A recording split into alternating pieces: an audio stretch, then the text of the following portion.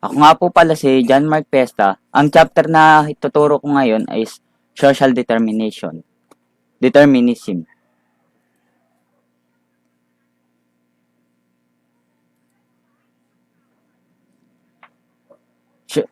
Chapter 6, Social Determinism.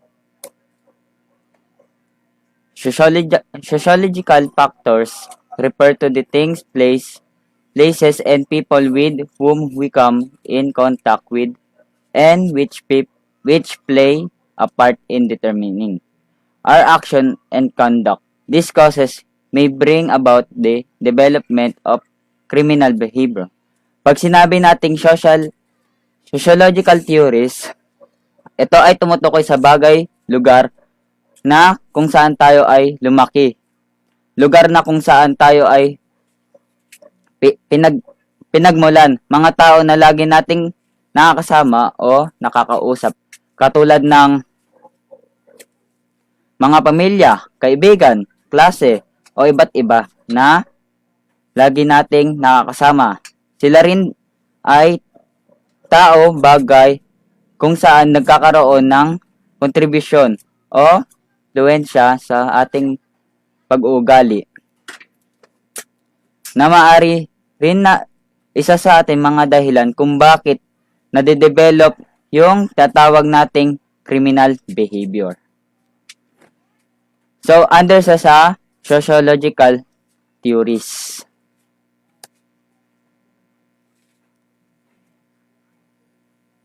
So, sino nga ba si Emile Durkheim? Si Emile Durkheim ay pinanganak noong April 15, 1858 in France. And he was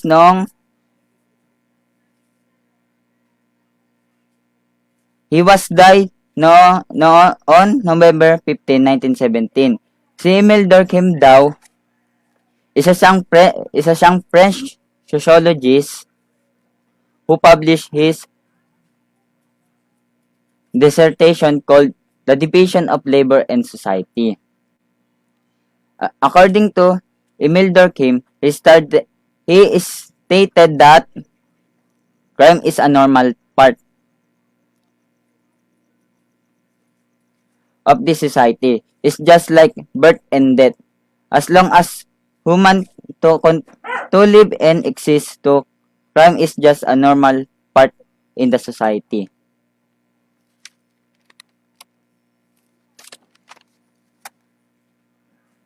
And he's the one who proposed the concept of anomie,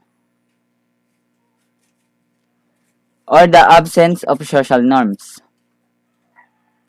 It is characterized by disorder due to lack of common values shared by individuals, lack of respect for authority, and lack of appreciation for what is acceptable and not acceptable in a society. In short, anomie or absence of social norms is lack of moral that standard in the society. That's a study of Emile Durkheim. Now, let's proceed to Gabriel Tarde. And who is Gabriel Tarde? He is a French sociologist and psychologist who introduced the theory of imitation, which proposed people became a criminal. According to Gabriel Tarde, ang theory na ito kung saan nakapokus sa individual can imitate the behaviors of others. Person kumbaga, as a person, as a individual, ay kaya natin mag-imitate o manggaya ng pag-uugali o karakterismo ng ibang tao. Na kung kadalasan kung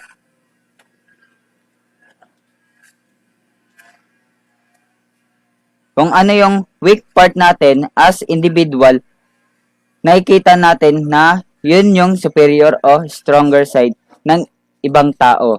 Yun yung bagay na ating ginagamit o ginagaya natin. I'm sorry. And so, according to the Gabriel Tarde, individuals imitate the behavior of other individuals based on the degree of their association with other individuals, and according to him, isa to sa mga rason kung bakit ang mga tao ay nakakapag-commit ng isang crime. Kasi kung ikaw ay nakikipag-associate o nakikipagsalamuha sa halimbawa sa mga taong kriminal o gumagawa ng wrong behavior like gumagamit ng illegal na droga, hindi imposible na isa ka rin sa mga taong gumagamit na illegal na droga. Kasi na-imitate mo yung mga bagay na ginagawa ng iba that is under of the Gabriel Tarde. Next one, Adolf Quetelet and Andre Michael Gary.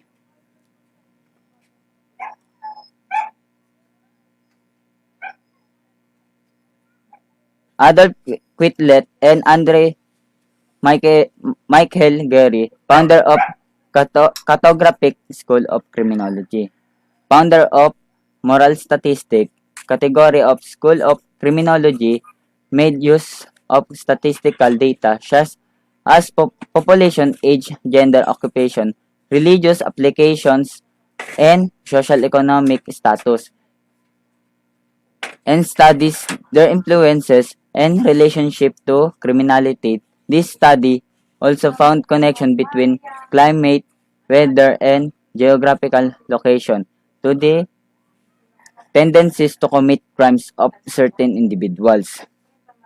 Ano nga ba ang category? Ang Cartographic School of Criminology. This study made to use the statistical data like the population, age, gender, occupation, religious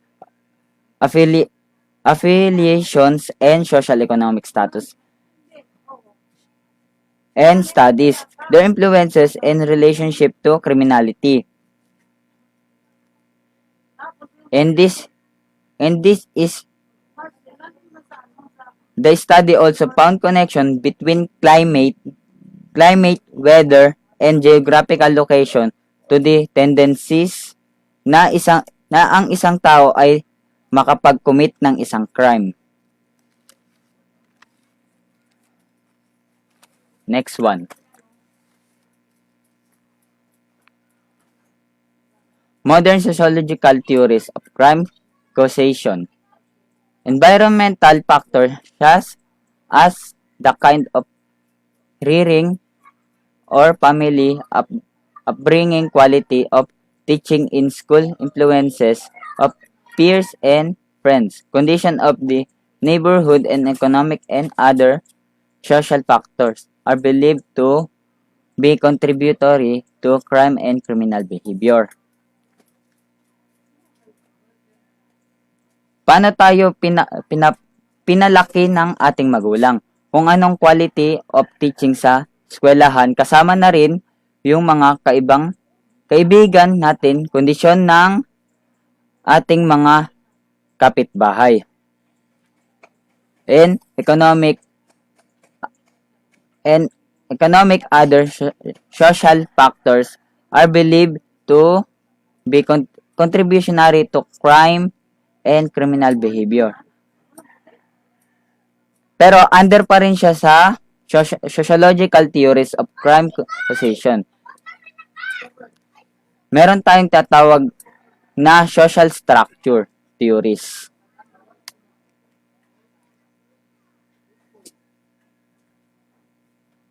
Ano nga ba ang social structure theories? Ang ibig sabihin ng social structure theories, hindi lang ito nakapokus sa pag-aaral ng physical features ng community, kung gaano kaayos kung gaano kaayos ang kanilang lugar na iyong tinitirhan. Isa sa mga sinasabi rito na kapag ang isang lugar ay mataas ng level ng poverty o kawalan ng trabaho o mataas na tatawag na nating populasyon sa inyong lugar.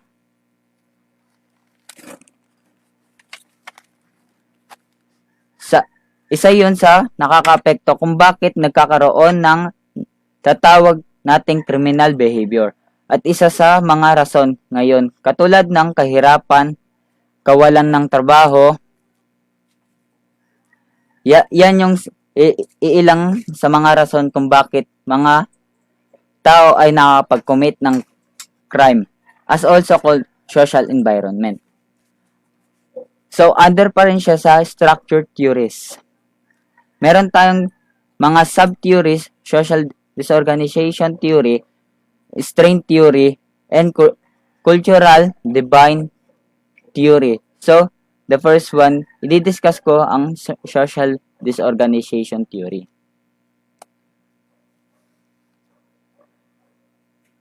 Social disorganization theory, popularized by Clifford Shaw and Henry Mackey. According to this theory, crimes in urban areas are more prevalent because residents shape impersonal relationship with each other. Increase in the number of broken families and single parenthood are also very common in disorganization communities. Another feature of disorganized community is poverty, as evidenced by poor living conditions such as rundown houses, unsanitary and unsanitary streets, and high unemployment rates.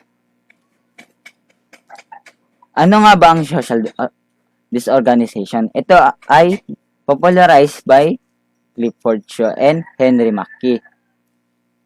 According to this theory, crimes in urban areas are more prevalent because residents have impersonal relationship with each other. Ano nga ba ang urban areas?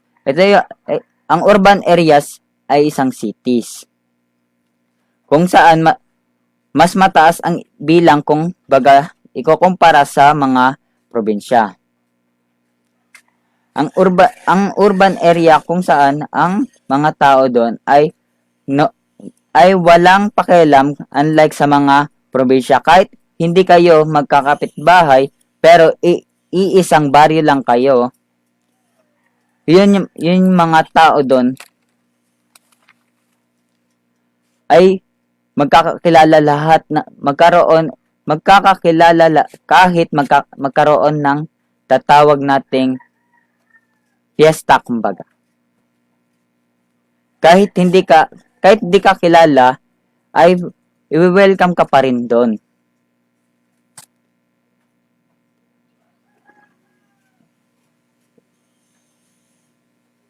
Tapos dun sa increase in the number of broken families and single parenthood are also very common in disorganization communities.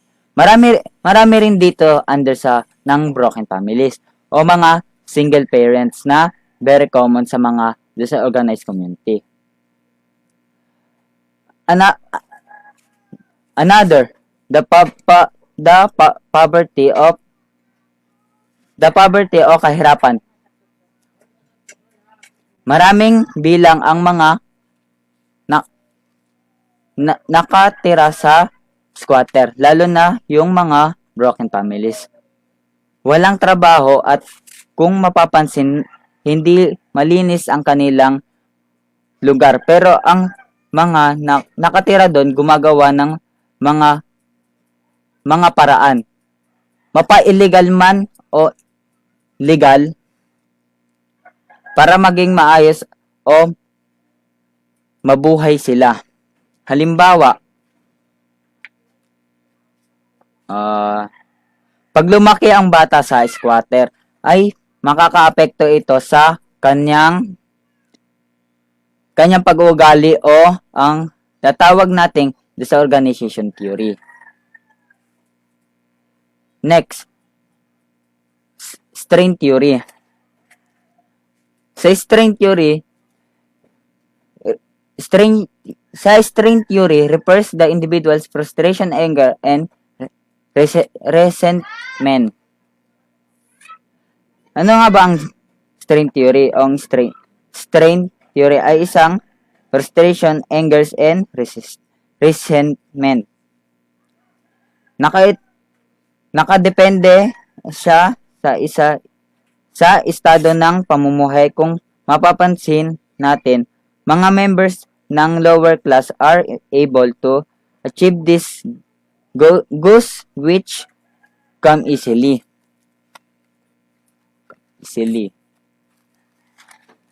Kumbaga, hindi ganoon kadali para sa mga member ng lower class unlike sa mga upper class. Kumbaga, sa mga upper class kasi, madali na lang sa kanila because meron silang kapasidad or maabilidad para sa makuha ang bagay na gustuhin nila. Madali na lang para sa kanila ma-achieve ang goals nila.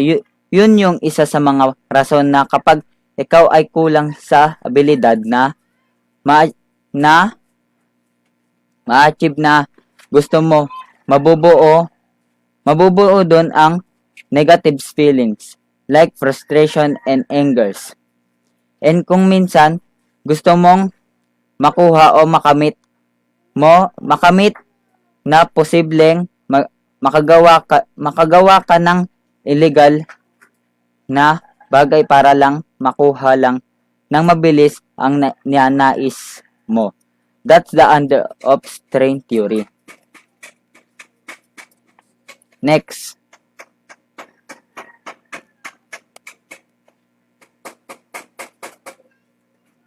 Cultural deviance theory gives emphasis on the concept of culture and subculture. But ito lang yung nakapokus lang ito sa subculture.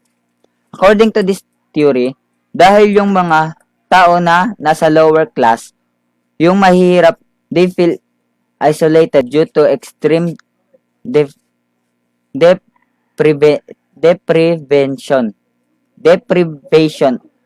or poverty. Gumagawa sila ng sariling kultura na kung saan they set own rules and they set own values that are characterized by deviant behavior, which result in criminal behavior among its members.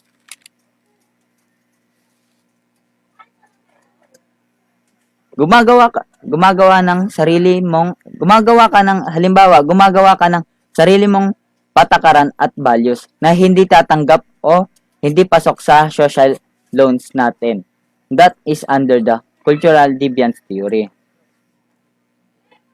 Pag sinabi nating social disorganization, ito ay nakapokus lang sa environment, kondisyon ng environment kung saan tayo tumitira at kung saan tayo lumaki.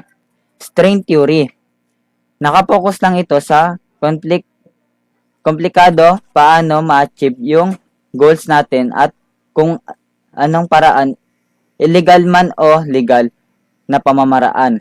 Basta ma-achieve lang natin na yung mga desire sa ating buhay. Cultural deviance combination of social disorganization theory. Strain theory, kaya doon sa disorganized community, they feel isolated feeling or negative feeling na nagke-create sila ng sarili nilang kultura at mga rules and values. Next.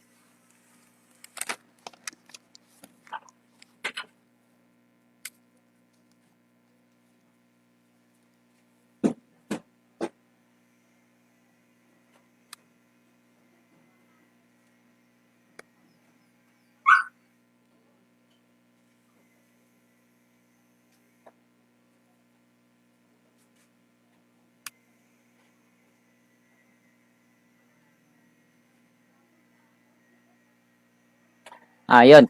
Social processes theory refers to a group of theories which point to the individual socialization process as the cause for the commission of crimes.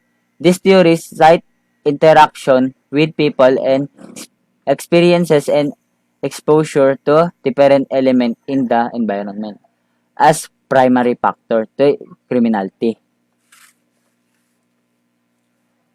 So, may tatlo tayong sub-theories, differential association theory, differential reinforcement theory, and neutralization theory. Differential association theory.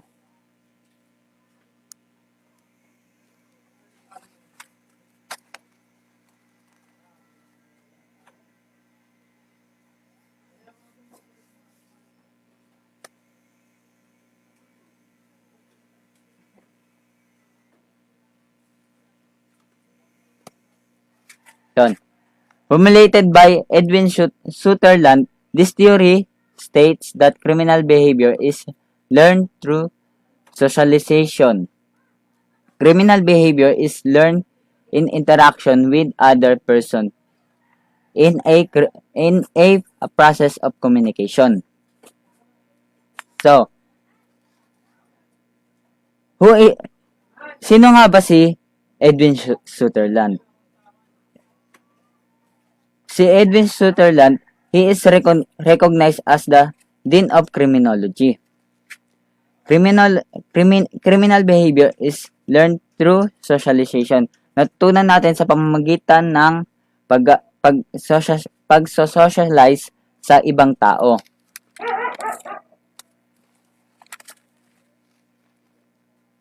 Kapag ikaw ay nakikipag-socialize o nakikipag-communicate sa mga tao, tatawag nating criminal behavior at nakikita ito. At maari na matutunan ang mga bagay na nakikita sa kanila.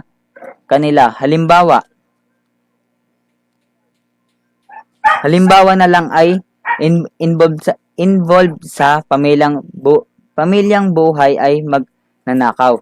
Hindi rin imposible na lagi mo silang nakakasalamuha yung mga bagay na nakikita natin sa kanila tulad ng mga maling gawain tulad ng pagnanakaw ay pwede mo rin matutunan. Pwede ring rason yun kung bakit tatawag natin itong criminal behavior. That is the under of differential association theory by Edwin Sutherland. Next, differential reinforcement theory. In 1965, Ronald Akers, an assistant professor at the University of Washington, and Robert Burgess came together to introduce differential reinforcement theory.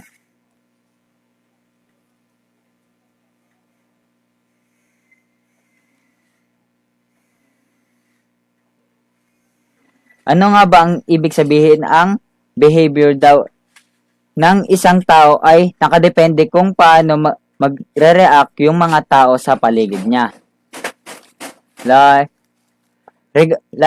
regarding doon sa behavior action na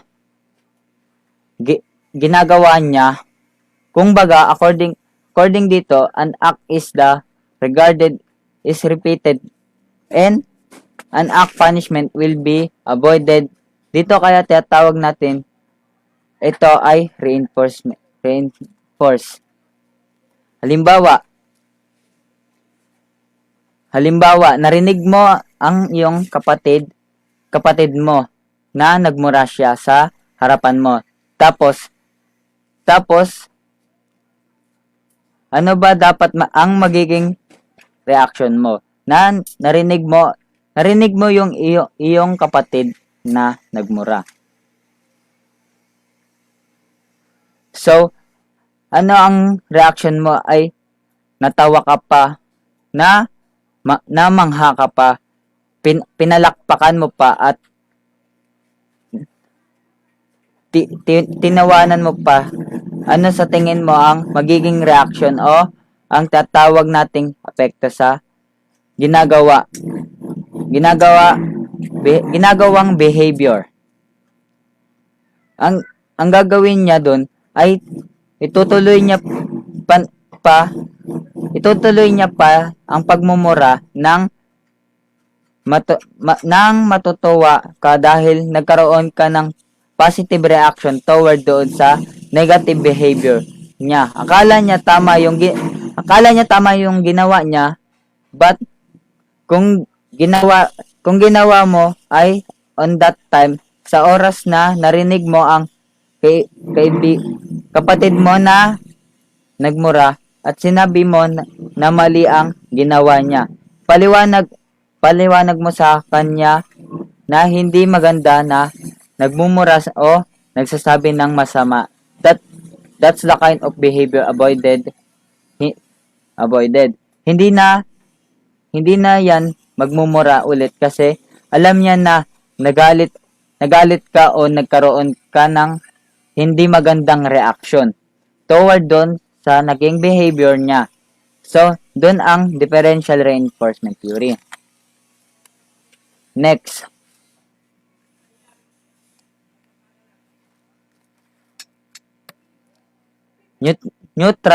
Neutralization theory introduced by David Matza and Gresham Skies. Sometimes to refer as drift theory. Alam nating mga tao na mali yung mga bagay na ginagawa nila. They rationalize and justify. Ang rationalize is called neutralization. Halimbawa na alam ko na mali ang magnakaw but still na-neutralize ko na iniisip ko na ito yung means na ikabubuhay ko. Hindi naman ako mahuhuli o makukulong. In that way, kung baga ipinapalabas ko yung sarili ko na okay lang naman na magnakaw. O hindi man ako makukulong. So, that is neutralization theory. Another for example of student. Alam ko sa sarili ko na masama ang mangopya during examination. But still, justify ko ang aking action. Kumbaga, nagkakaroon ng neutralization regarding doon sa ginawa kong action. Iniisip ko na okay lang ang mangopya kasi yun yung way para lang pumasa ako. O pumasa yung mga estudyante.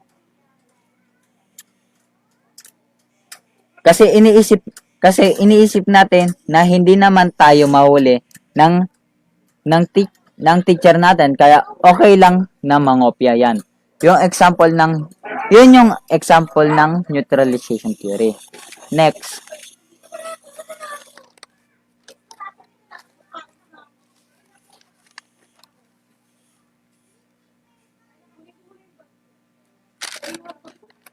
Wait guys.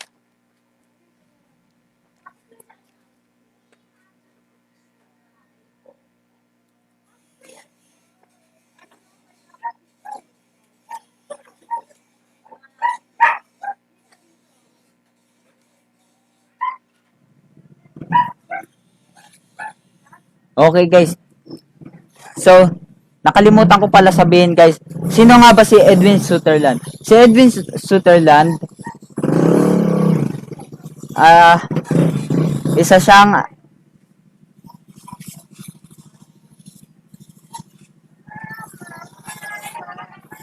isa siyang he is recognized as the Dean of Criminology.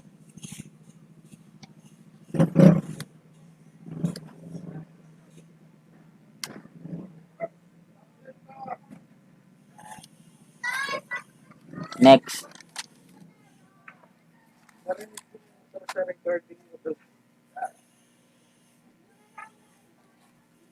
Okay.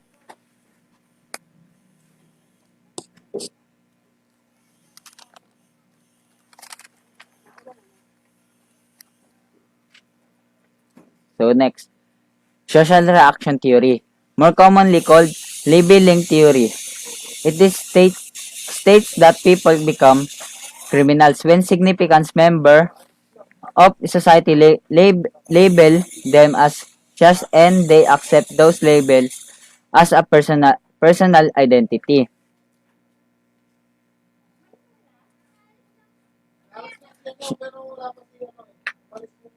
Kaya tinawag nating label kasi binigyan na ng identification as a individual or human ang isang tao ay nagiging criminal once na merong isa sa, o mga membro ng society.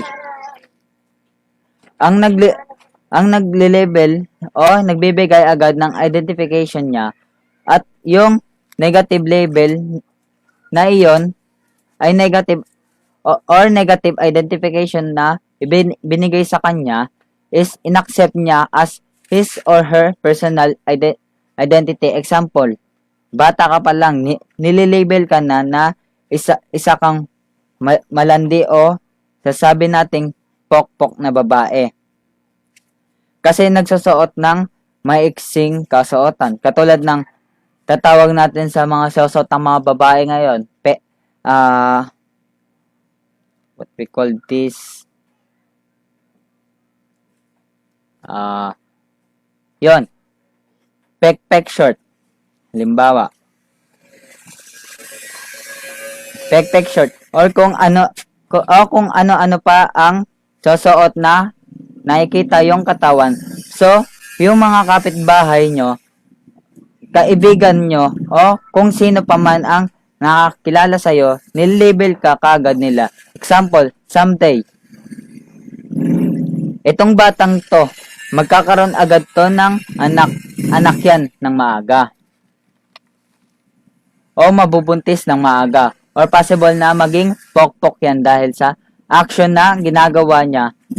That is the negative labeling agad. Negative labeling.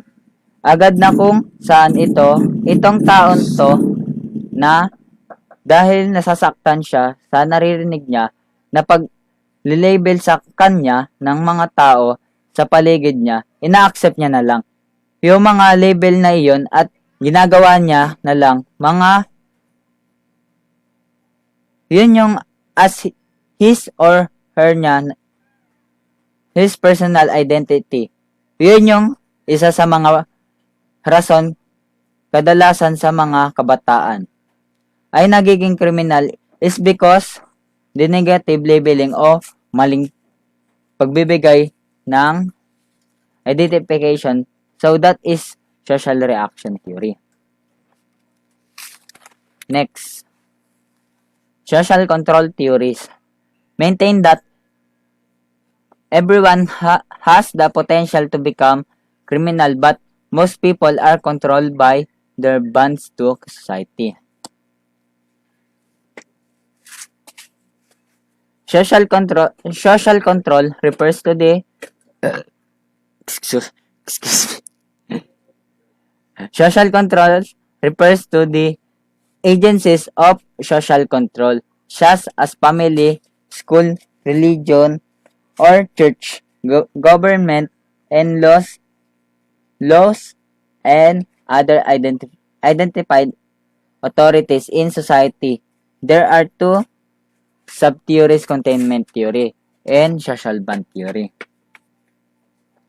So, Naniniwala ako dito na sa theory na ito, lahat ng tao ay may potential na maging kriminal. Ako, ikaw, o kahit sino, pwede maging isang kriminal. Kung gugustuhin natin, but most people are controlled by their bonds to society. Pero bakit nga ba hindi tayo o hindi lahat ng tao ay naging isang kriminal? It's because yung mga tao sa paligid natin ay yung mga tao na nagbibigay control sa atin. Yun yung tatawag nating bonds.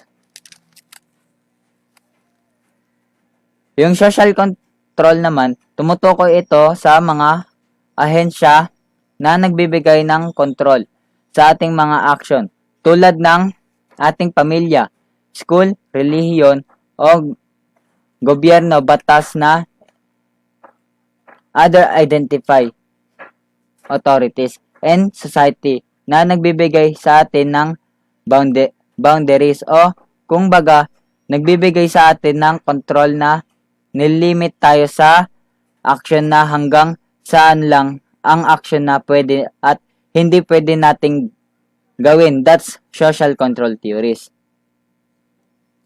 Meron tayong dalawang sub-theories na tinatawag. So, the first one is containment theory.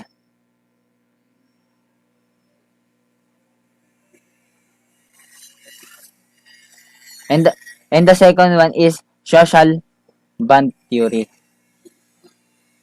So, containment theory proposed by Walter Reckless. There's a lot of pressure and pulls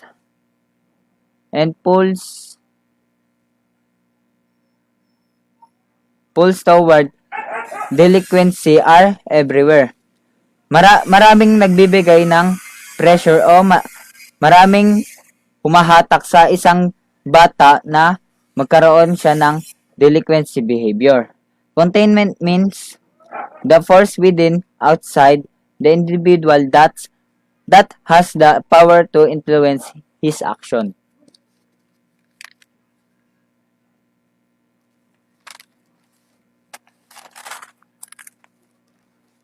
We have inner and outer containment. Kapag sinabi nating inner containment, ito ay tumutukoy sa positive self-concept natin kung paano tayo mag-control sa sarili natin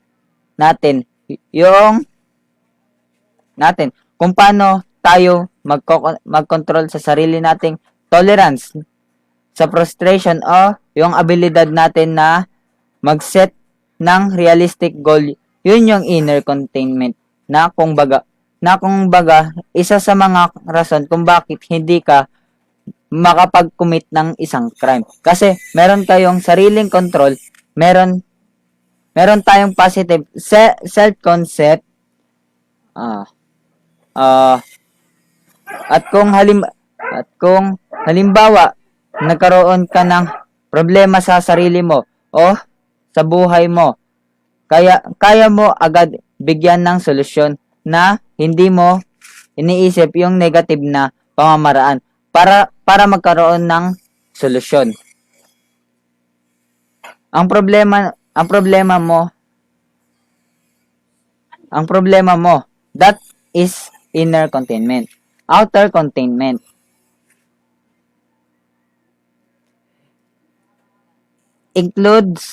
Include family, friends, law, social position that can control behavior. So, outer containment naman, ito yung mga tao na nagbibigay sa atin ng control o nagbibigay sa atin ng mga limitasyon sa mga bagay na ginagawa natin. Kasama na dito yung pamilya natin, kaibigan natin, yung batas, social position na can control the behavior. So, that is the containment theory from Walter Reckless.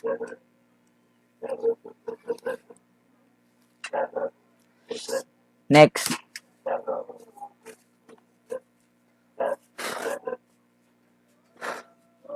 Social bond theory, propagated by Travis Hirschi. This theory views crime as a result of individuals with weakened bonds to social institutions. According to this theory, there are four elements of social bonds: attachment, commitment, involvement, and belief. So, dun muna tayo sa propagated by Travis Hirschi. This theory views crime as a result of the individuals with weakened bonds to a social institution. According to this theory, we have four elements of social bonds. So, doon muna tayo sa propagated by Travis Hirschi. Ano nga ba ang sinasabi natin attachment?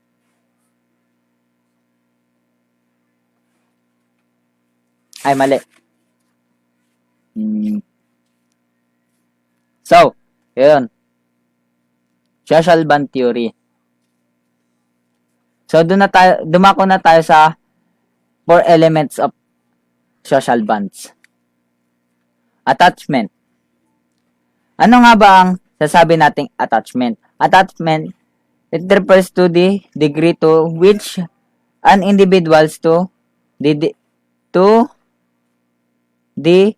degree to which an individual care about the opinions of others. Isa sa mga rason kung bakit hindi tayo nakapag-commit ng crime or hindi tayo gumagawa ng isang wrong behavior or wrong action, it's because nagkikare tayo sa nagiging opinion, nagkikare tayo sa mga magiging reaction o nararamdaman ng isang tao sa paligid natin. Especially yung mga tao na malapit sa atin. For example, kaya ayaw mo bumagsak sa mga examination. Ayaw mo sumama sa mga lakad ng mga klase mo. O hindi naman connection sa pag-aaral. It's because ayaw mo na madisappointed yung mga magulang mo. Sa'yo kapag nalaman nila.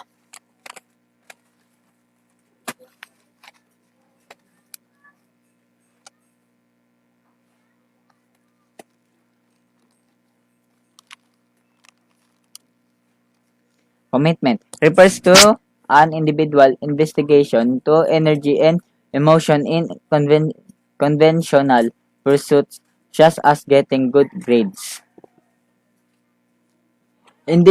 Involvement refers to the amount of time an individual spends on a conventional pursuit. Involvement because you have a commitment, good grades or higher grades doon sa eskwelahan mo. Sa involvement na naka-refer ito sa amount of time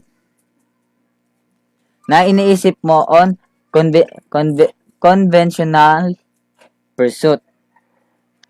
Na kung baga, it's because wanted to have a good grades or higher grades in subject yung mga lugar, tao, bagay na ini-involve mo sa sarili mo. Naka-apekto lang doon sa desire mo o sa goal mo na magkaroon ka ng mataas na grado. Belief refer to acceptance of the norms of conventional society. Kaya nagiging isa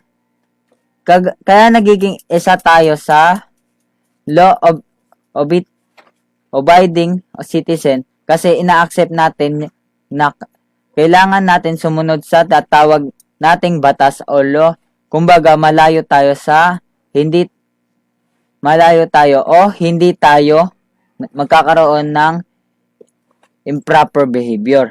So that is belief. That's four types of social bond theory.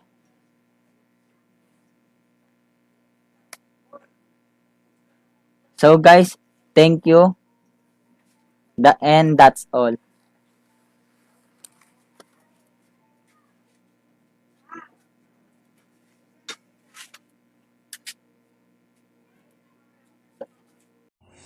Good day everyone. Today is the discussion of victimology. Dito, pag-uusapan natin ang iba't ibang factors or reasons, cause or contribution of person why he or she victimized.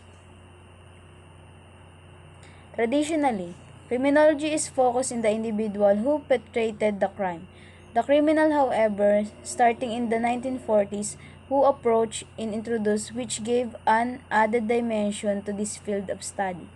This approach involves the study of victims of crime and it's called victimology. Before we going to discuss or give the definition of the word victimology, pag-uusapan muna natin yung brief history ng victimology at yung mga tao na nag-contribute sa pag-aaral nito. Unang-una na dyan, si Benjamin Mendelssohn. Benjamin Mendelssohn, he coined the term victimology in the 1940s. He was a lawyer from Bucharest, Romania, who developed a scientific method for the study of criminal act that utilized the biopsychosocial data on the criminal, the victim and the witness.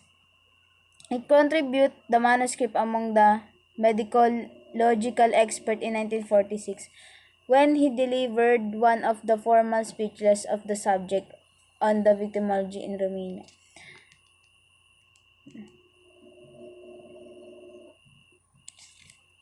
Si Benjamin Mendelssohn, meron siyang 6 na typologies or classification of victims. Unang-una na dyan ay ang innocent victims.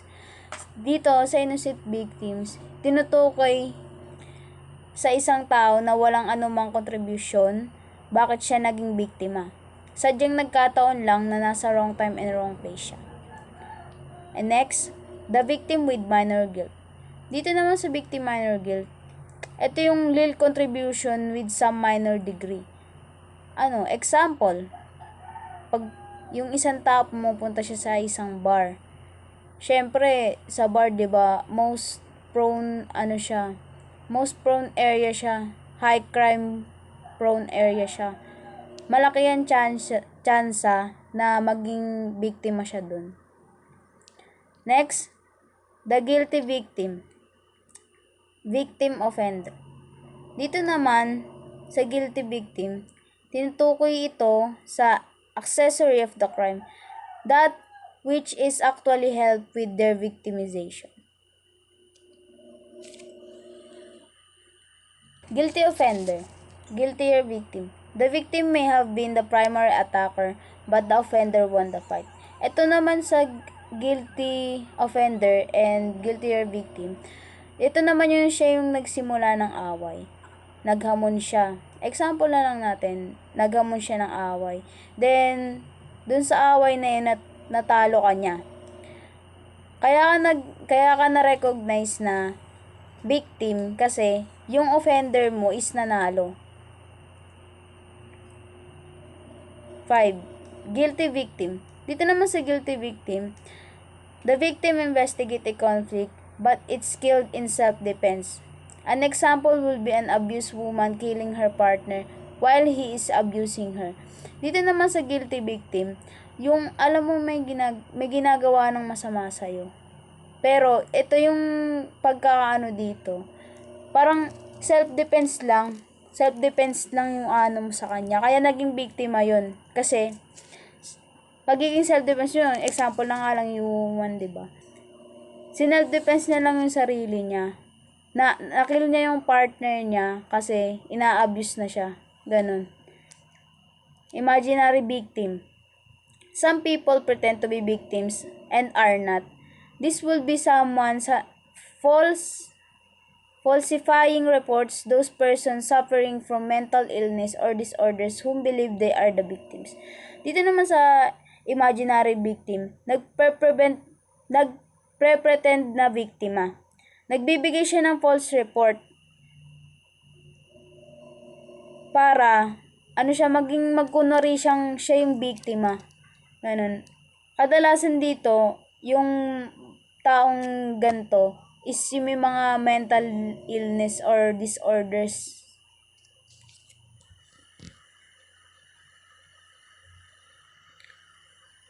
Next. And tapos na tayo sa 6 na classification ng typologies ni Benjamin Mendelssohn. And next naman natin is Hans von Hentig, a German scholar who taught at a university in the United States. He wrote an article called The Criminal and His Victims and published it in 1941. He also developed his own typology consisting of 13 categories based on psychological, social, and biological factors, in contrast to Mendelssohn's categories on guilt and responsibility. And next, the young people. Von Hentig was referring to children and infants from a contemporary point of view. Children are physically weaker, have less mental process, have fewer legal rights, and are economically dependent on their caretakers, parents, guardians, teachers, and so forth. They also have the potential to be exposed to a wider range of harm than adults. Moreover, they are less able to defend themselves and sometimes less likely to be believed should they seek assistance. This includes who suffer emotional, physical, and sexual abuse at home because of abusive parents' children. Dito naman sinasabi naman dito na, children and infants, less mental powers, less capable sila ng protekta ng kanilang mga sarili. Lalo na sa mga bata, 'di ba? Hindi pa nila kaya protektan yung sarili nila. Kaya sila yung mga nagiging madalas na maging biktima dito sa the young people, yung mga kabataan. Next, the female. Von Hentig was referring to all women from a contemporary point of view. Many women are physically weaker than men. Many have been culturally conditioned to varying degrees to accept male authority, and many women are financially dependent on the men their lives, father, husbands, and so forth. To make matters worse, many Western women are conditioned to believe that their sexuality, in extreme cases, this can lead to low self-esteem, depression, substance abuse, promiscuity, and prostitution, and varying exposure to harm. Dito naman sinasabi naman dito, the female, mga kababaihan. Naniniwala tayo, 'di ba, na woman is weaker than man, 'di ba? Mas malakas physically ang mga lalaki kaysa sa mga babae. Kaya minsan ang mga kababaihan na nagiging biktima, halimbawa na lang ng rape, prostitution, ganun. Yung mga kadalasan nagiging biktima tayo, mga kababaihan.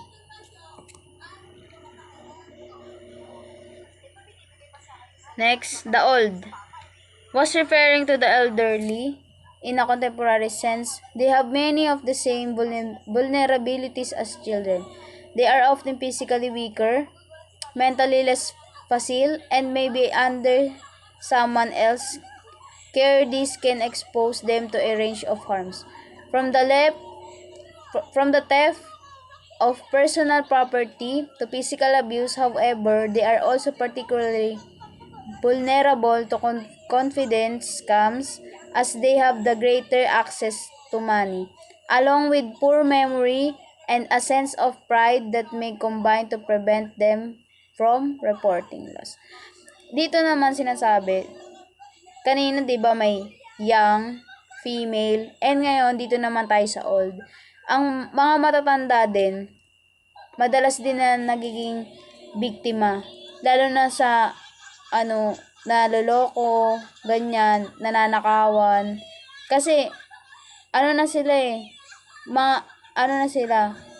less memory na sila, mentally less, facile na sila. Parang, madali na lang sila mauuto, ganun.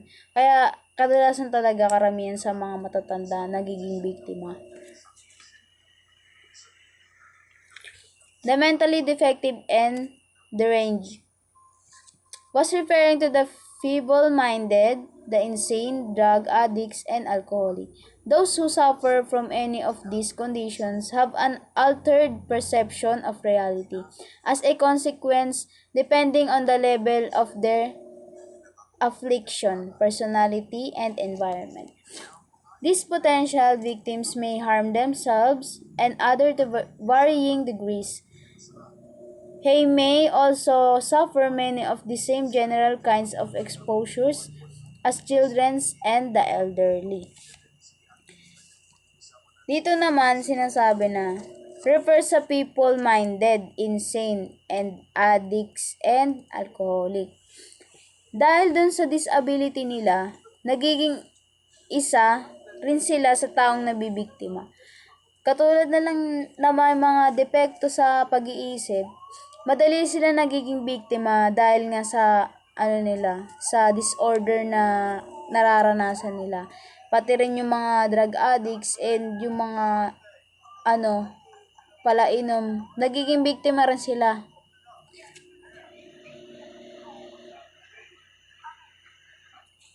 Five, immigrants was referring to foreigners unfamiliar with a given culture. Anyone traveling to a culture different from their own is subject to varying gaps in communication and comprehension. This depending on where they go and whom they enter, expose them to all manner of confidence, scams, theft, and abuse, to say nothing of prejudice. Dito naman, sa immigrants, tinutukoy dito yung mga foreigner, yung mga taga-ibang lugar na nagta-travel sa unfamiliar place na kanilang pupuntahan. Ito, nagiging madalas din biktima ang mga foreigner na pumupunta sa lugar natin, lalo na kung wala silang alam, ganyan, kung anong may kultura tayo, ganyan. Nagkakaroon ng gaps, nagkakaroon ng conflict, lalo na sa mga communication, like that. Next, minorities, referring to the racially disadvantaged. As he put it, what this truly means is prejudice, groups against which there is some amount of bias or prejudice by another may be exposed to varying levels of abuse and violence.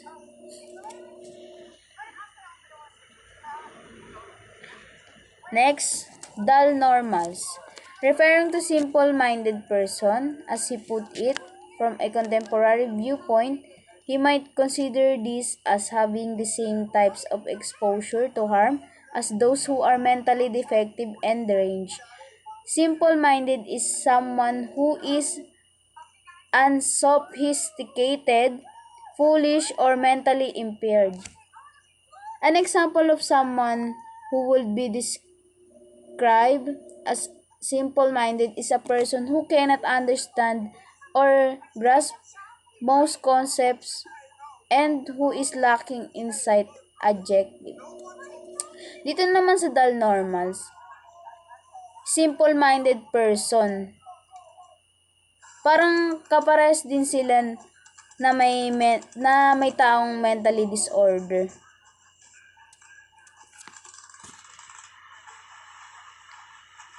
Next, the depressed, referring to those with various psychological maladies. From a contemporary viewpoint, those who are depressed may expose themselves to all manner of danger, intentional and otherwise. Additionally, they may take psychotropic medication that alters perception, affects judgment, and impairs reasoning. Dito naman sa depressed, madalas din sila nagiging biktima dahil lalo na pag nakakaranas ka ng depression, 'di ba? Nakakaapekto din 'yun sa takbo ng utak natin, and syempre magiging lapitin din tayo ng kapahamakan.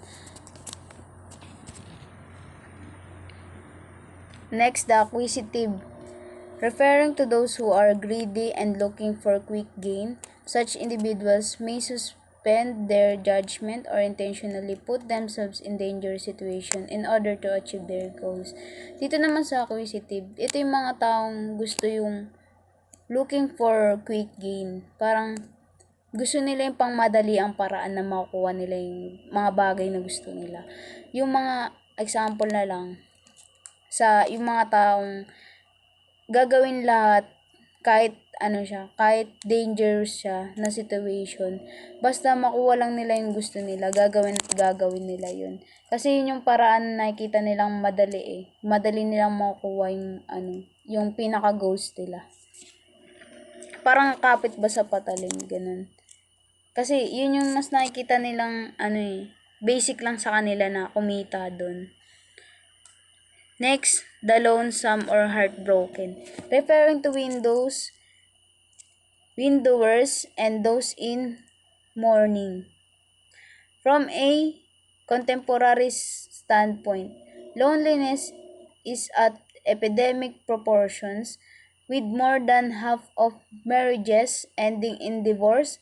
The category does not apply only to those in mourning. Those who are lonely or heartbroken are prone to substance abuse and can be pricey for conmen, the abusive and the manipulative. Dito naman sa lonesome or heartbroken, dito yung mga taong nakakaranas ng mga sawi sa pag-ibig, and yung mga kinakasal tas nag-divorce siya. Siyempre kahit sino naman 'di ba masasaktan nun. Ito rin yung mga nagiging biktima din sila.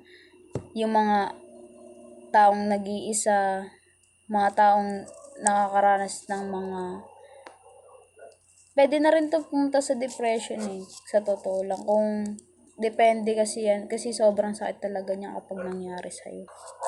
Ito rin yung mga tao na nagiging biktima. Kadalasan mga nagiging biktima din sila. The tormentor.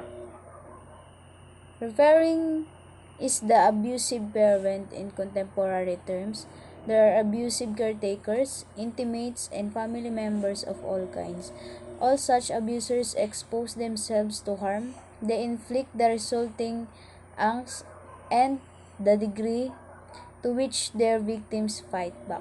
Ito naman yung the tormentor. Ito yung kadalasang part ng family natin or kakilala natin, close sa atin, na magiging siya. Ito yung mga abuser na ini-engage din nila yung sarili nila sa mga harm. For example na lang yung mother na lasing and sinuntok niya yung anak niya. Nilagay niya rin yung sa danger yung sarili niya dahil pwede siyang magkaroon ng injury sa kanyang kamay dahil sa ginawa niya. And even yung misjudging her strike, and even yung balance niya, and yung pagkasapak niya nga dun sa kanyang anak. Black exempted or fighting. Referring to victims of blackmails, ito yung mga taong nabibiktima ng mga blackmails, extortion, and confidence scams. In contemporary times, sila yung mga nabibiktima ng mga ganun. Such victims are still exposed to continual financial loss or physical harm, or must suffer the consequences that come from bringing the police in to assist. In such cases, the attention of law enforcement and any subsequent publicity may be the very thing that the victim wishes to. Dito naman sa the black exempt or fighting, ito naman ay tumutukoy sa mga victim ng blackmail, extortion, and confidence scam.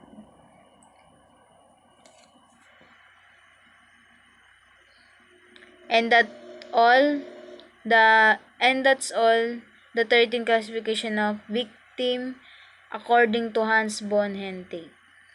And next, let's move on to Skapper Stephen.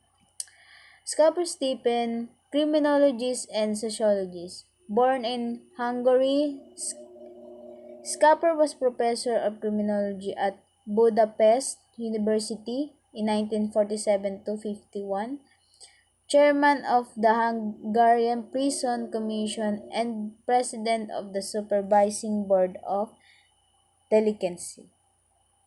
He left Hungary in 1956 and became a consultant to the British Home Office Research Unit in 1961. Scapper immigrated to the US and taught successively at the Florida State, Ohio, and Nord Northeastern universities and served as a consultant to the President's Commission on Law Enforcement and Administration of Justice. Si Stephen Curry naman, karagdagan lang information kay Stephen Scapper. Siya yung unang sumulat ng unang libro about sa victim, and na-publish niya ito noong 1968. Ang title nito ay Restitution to Victims of Crimes.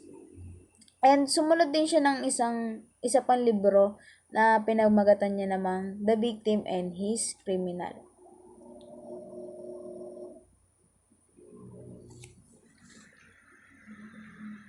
Scapper also have his own types of victim.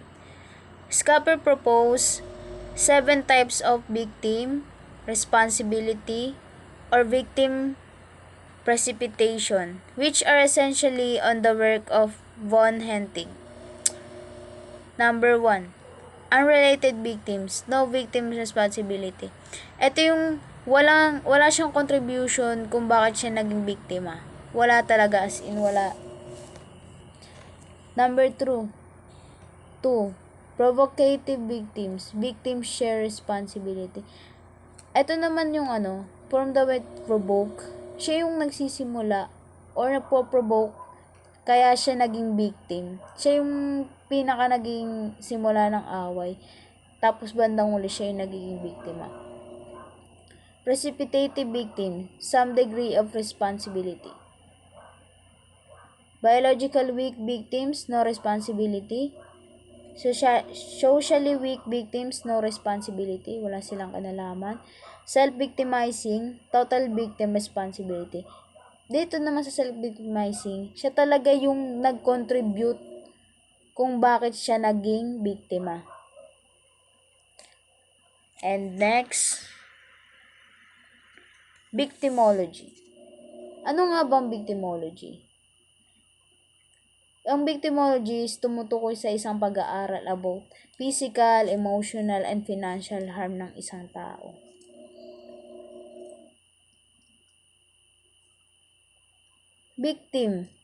Victimology is the study of victimization, including the psychological effects on victims, relationship between victims and offenders, the interactions between victims and the criminal justice system. Victims is the person whom the crime was committed. Pag sinabi natin victim, ito yung sa kanya mismo nangyari yung isang krimen or sa kanya ginawa. Kaya siya tinawag na victim. And sa victim, may dalawa tayong types ng victim. Yung direct or primary victim and indirect or secondary victim. Direct or primary victim is the person who was actually harmed because of the commission of the offense. Dito naman sa direct, the person who actually harmed, pinaka nasaktan. Ito yung pinaka nasaktan talaga totally. And next, indirect or secondary victim refers to the family or loved ones of the victim. At ito naman, dito naman tinutukoy sa indirect siya. Tumutukoy sa pamilya or loved ones ng biktima.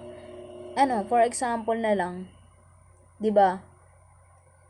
Kung hindi yung sila yung mismong magsasampa ng kaso para sa iyo.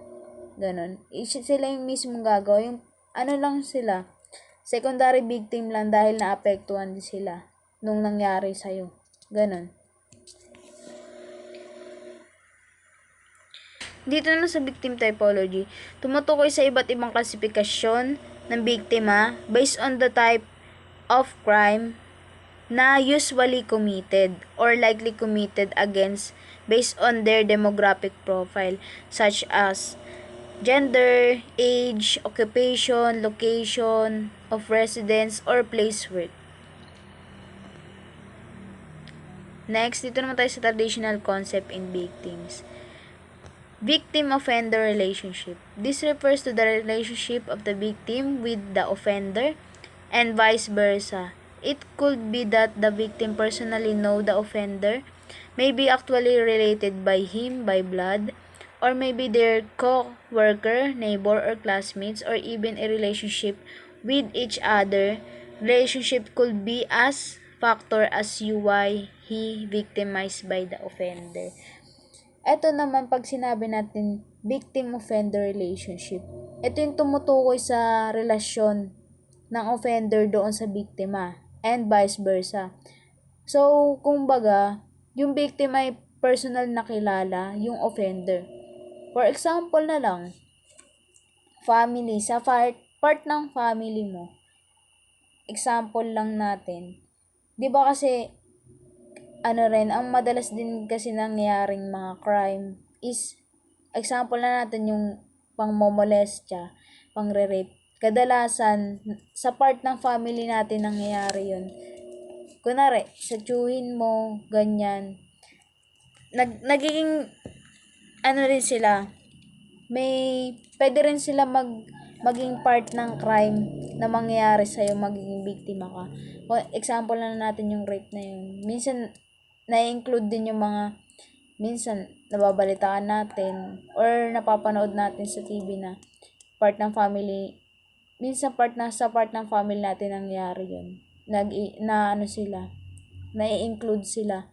Tiyuhin, kapatid mo, boyfriend mo, basta lahat ng connection sa'yo, lahat ng may connection sa'yo na in relationship mo sa buhay mo, lahat ng kilala mo. Yun yung tinatawag na victim-offender relationship. Next, victim facilitation. This happens in the situation wherein victims unknowingly, carelessly, easier to criminal to commit a crime. Because of carelessness or negligence in the part of victim, the offender is given an opportunity to actually commit the crime. Such as in case of theft and robbery, it is called a victim facilitation because in effect, it was the victim who facilitated the commission of the crime, meaning it was the victim who made it possible to the offender who commit the crime against him. Dito naman sa victim facilitation, kumbaga, because of your carelessness or negligence, nagkakaroon ng opportunity yung offender para ma-commit niya yung crime na binabalak niya. Halimbawa, theft or robbery. Ang victim facilitation ay pinapacilitate o binibigyan mo ng opportunity. Dinibigyan mo siya ng opportunity para makumit niya yung crime na yun. Para hindi siya magdalawang isip. Parang makikita niya na, ay, pwede ko tong kasi nakakita ko ng opportunity na magtatagumpay ako. Ganon. Yun yung victim facilitation. Binibigyan mo siya ng opportunity para gawin niya na yung crime na kanyang binabalak. Next, victim precipitation, culpability, and provocation.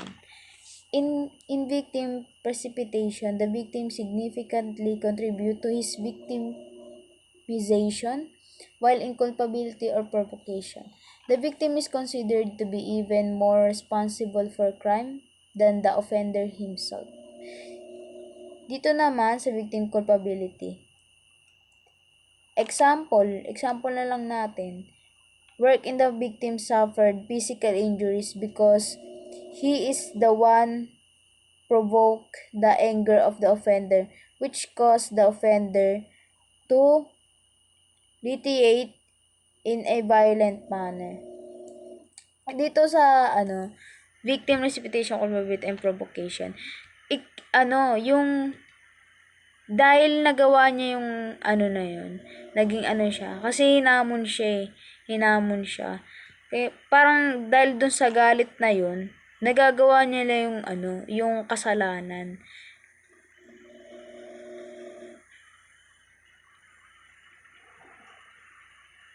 Next, victim resistance. Resistance ID defined as a action but a potential during a computation that is designed to interface in any way with a completion of the criminal act or skip. Resistance may conduct active conduct, physical relation, or calling for a help, but it can also include a refusal to meet the demands of an offender.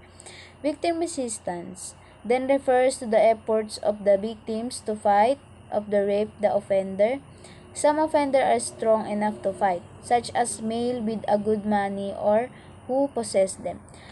Knowledge and skills, self-defense, self-confidence. In like manner, females are generally considered physically weaker, which makes them easy target of offender. Some people are emotionally weaker and give easily demands of the offender, while some people have a strong willpower to resist. Dito naman sa victim resistance, because of their capability to fight back or to repel or nagiging biktima sila. Ito yung mga yung nagpa-fight back sa'yo. Yung may mga tao rin kasi na, kaya nagiging, kunwari, example na lang. Yun nga, yung kaya mong lumaban, ikaw, nasa sitwasyon ka na re-rapin ka na, pero meron kang kalakasan para labanan yun. Ayun yun. Parang victim resistance. Yung fight back mo, yung repel mo dun sa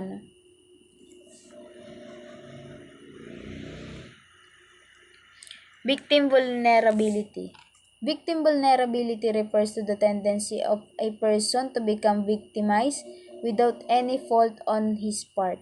Such person can easily become a victim because of his personal circumstances, such as age and state of mental health. Children are the best example of vulnerability person. Yan, sinabi nga sa victim vulnerability, yung age, pumapasok doon yung age. Mga young, ganyan. Wala silang kakayahan. Children ang pinaka best example dahil 'di ba sa mga bata, bibigyan mo lang sila ng candy, toys or chocolates. Madali mo makuha yung loob nila pag ginawa mo 'yun. And yung mga bata na yan, hindi nila alam yung kanilang ginagawa. Mga bagay na ginagawa nila na mali, hindi nila alam na mali na yun. Yung katulad na nga nun, kahit bigyan mo lang siya ng candy, toys, ganyan, mahulog na agad yung loob mo, sasama na agad sa yung bata ngayon. Kaya nagkakaroon ng mga cases na yung mga bata, 'di ba, na-include sila, nagiging victim sila palagi dahil dun sa attitude nila na yun. And syempre, papasok din dito sa may state of mental health. Ang explanation naman dito is, papasok dito is yung mga matatanda na madalas din sila nabibiktima, yung mga matatanda, because they don't know how to protect themselves. Wala silang kakayahan, hindi nila alam kung paano protektahan yung sarili nila. Next, victim blame. It is very common to hear people blame the victims for the crime committed against him. Sometimes, even the victim himself blames self in some way. This is good because it shows that the people are aware that crimes can be prevented if we protect ourselves from them, and that there are are means to protect ourselves from criminals. However, this can also be a negative thing because when we start blaming the victim, then it is the like we are removing the blame from the offender.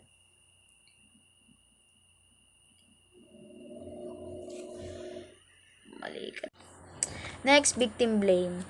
It is very common to hear people blame the victims for the crime committed against him. Sometimes even the victim himself blames self.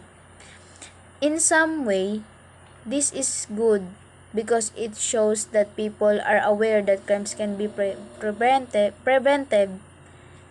if we protect ourselves from them, and that there are means to protect ourselves from criminals. However, this can also be a negative thing because we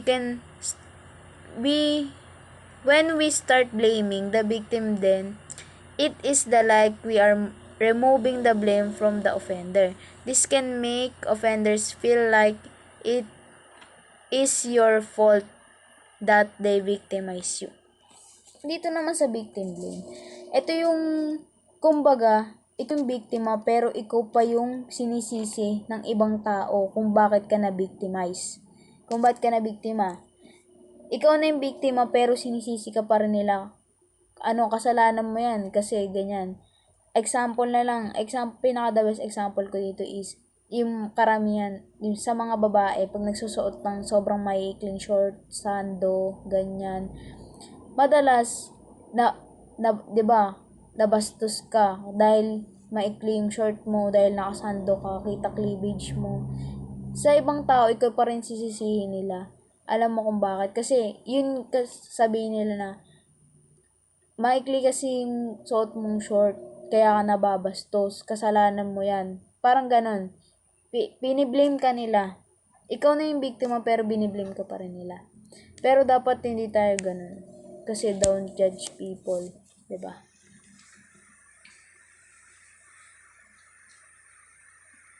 Next, the last, victim patterns. The age, gender, martial status, educational background, level of intellect, income, occupation, lifestyle or habits, victim-offender relationship, and ecology are some of the factors that affect victimization risk. Results of various studies reveal that in terms of gender, males are more likely to become victims of robbery and physical injury. The poor are most likely to become victims of crimes because they live in areas that are crime prone. It was also found out that unmarried or never been married individuals are victimized more often than married people. This could be because married people tend to have more stable routines and less active social lives. Ecology refers to the location of place of commission of the crime. According to statistics, victimization occurs more in large urban areas while victims rates are lower in rural but suburban areas. Most crimes are committed at night. Dito naman sa victim patterns, ito yung mga patterns or factors na tinitingnan natin na nakakaapekto sa victimization. Victimization base, nakakaapekto siya dun. Example na lang, yan nga sa in terms of gender, karamihan ang mga lalaki talaga, nabibiktima sila nabibiktima sila ng mga magnanakaw at sa physical injury. Alam mo kung bakit? Kasi ang mga lalaki kasi mga burarayan kaysa sa mga babae. And sa physical injury dahil ang mga lalaki takaw talaga yan. Takaw gulo. Ganun. Lapitin ng gulo. Pag sinabing mga lalaki, takaw gulo sila. Ganun. And based naman natin sa status ng state of natin, yung mga mayayaman tsaka mahihirap. Karamihan sa mga mahirap talaga ang nabibiktima ng mga krimen dahil ang lugar nila is most crime-prone area. Doon madalas nagaganap yung mga krimen. Dahil ngayong lugar, 'di ba, minsan squatter, ganyan, mga liblib na lugar, may mga pasikot-sikot, ganun. Tas hindi rin maayos yung pag-ano nila, hindi rin maayos yung mga posisyon ng bahay, yung mga ano, kaya madali silang nag-aano talaga. Most crime-prone area talaga siya. And next naman sa, yan, madalas na bibictimize yung mga single mom, ay hindi naman single mom, parang ano lang, divorce, ganon, mga unmarried, mga di kasal, ganyan. And that's all. Thank you for listening. Chapter 8 Criminal Psychology. As I mentioned in Chapter 1, criminology integrates knowledge from many fields in one of the science, including the scope psychology. Criminal psychology is a subfield of psychology. Criminal psychology is defined as a study of behavior in relation to criminality. Ano siya yung pag-aaral tungkol sa psychology psychology siya na tumutukoy sa paggawa ng mga krimen, mga ganun. To understand criminal psychology better, it is necessary to have a familiarity with the basic principle and concept of general psychology. First, because criminal psychology is an application of principles of general psychology to understand criminal behavior. Kailangan matutunan talaga yung general principle ng psychology para maintindihan mo yung criminal psychology. Psychology is a systematic scientific study of behavior and mental processes.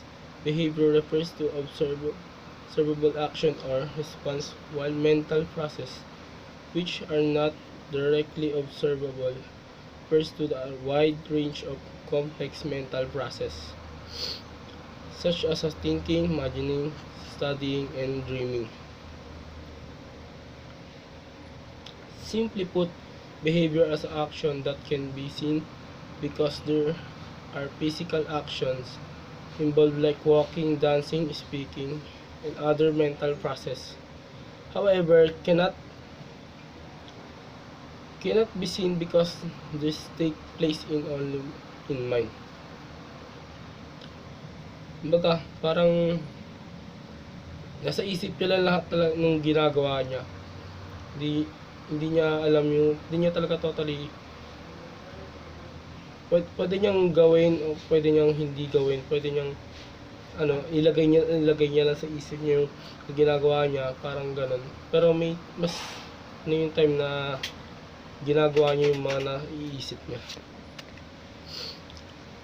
One of the aspects in study general psychology that is important to criminal psychology is adjustment and transformation mechanism of individual. This aspect of human behavior play very important role in development of criminal behavior. Another area of study psychology is abnormal behavior and it's called abnormal psychology. Kilala siya may study na tungkol sa abnormal behavior, pero mas kilala siya sa mas kilala siya sa pangalan na ang scientific word talaga niya is abnormal psychology. So basically, what psychology teach is that a person act or behave a certain way because he is influenced by different factors that cause him to act or behave that way. A person who is suffering from any mental disorder is not acting normally and rationally. Kahit pa yung taong nagsasuffer sa mental disorder, di mo talaga siya mapapagalaw ng maayos, ma-act ng normal. Di makikita mo sa tao na meron siyang ng mental disorder kasi hindi siya para above normal yung ginagawa niya sa para sa ginagawa ng normal na tao.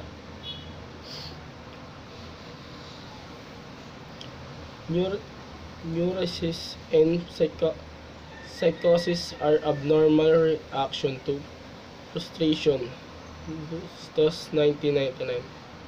Neurosis is a mild form of mental disorder that can usually be cured by therapy and may cause disruption in daily life. It's not so serious to affect his psychosis is a certain mental disorder that greatly affects the individual's concept of reality. Ito na yung baga parang naapekto na yung utak nila, yung baga parang may mali na silang na pananiniwalaan. May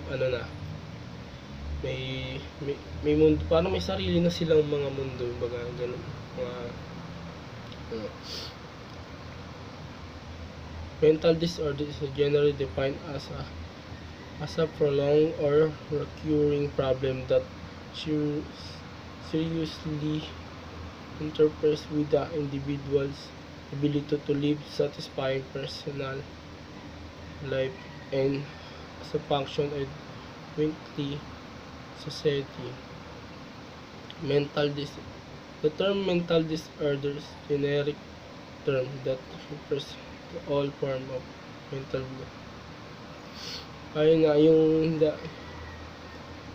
yung term na mental disorder, siya? Pagka generic siya. Kasi ang mental disorder, illness, malawak siya, marami siyang uri. Hindi siya basta madidefine ng isang word lang. Maraming tawag sa mga sakit sa pag-iisip, mga ganun.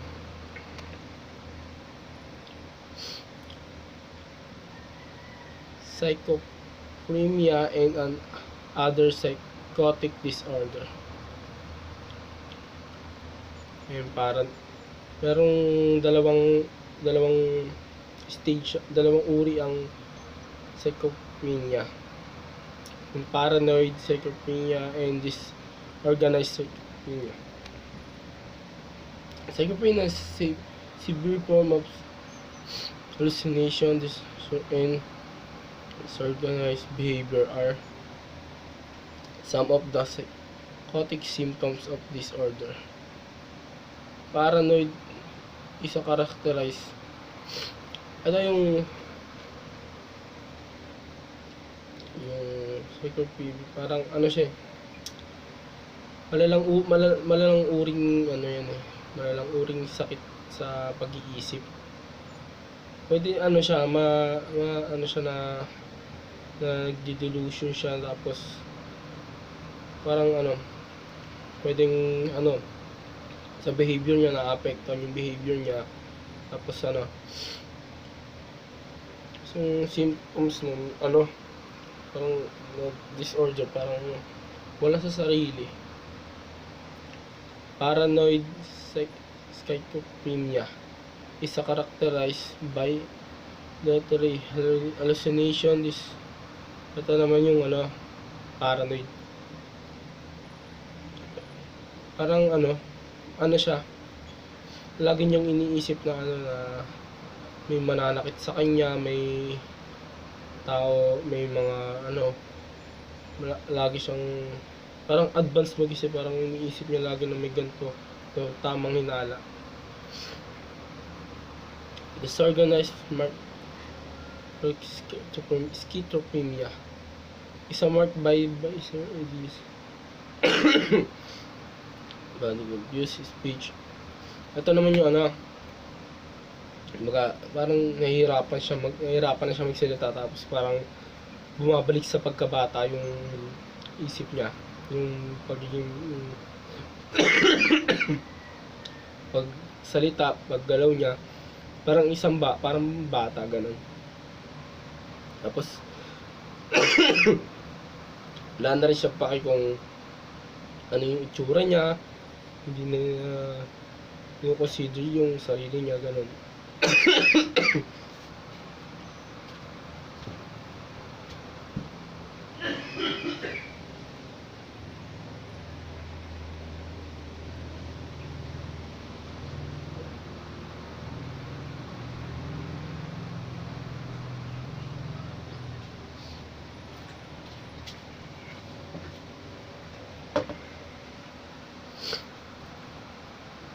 Ayan. Mood disorder. Dalawa ring uri din yung mood disorder, yung depression and bipolar disorder. Familiar naman na sa atin yung depression, di ba? Mood disorder. Define muna natin kung ano yung mood disorder. It's a prolonged and disturbed emotional state that affects and behavior. Ano siya, parang yung hindi nga kaya makontrol, yung na-apektuhan yung ano niya sa baga yung tao to mabilis madala ng emotional problem niya. Depression is a mental disorder characterized by an all-encompassing na in depression, maraming tao na nagpapakamatay dahil yan sa depression. Hindi siya basta-bastang ito lang malungkot, sad boy na mga sad girl na tao na laging malungkot sa ano. So siya, mabigat na sakit yan yung depression yun. Kasi nawawala yung self-confidence, nawawala ng gana sa mga bagay na masaya siya pag ginagawa niya.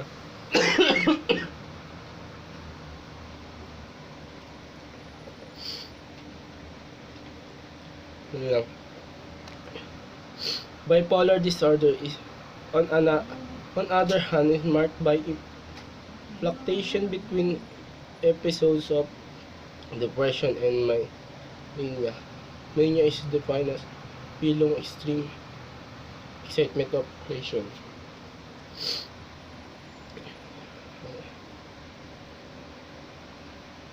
Between of depression.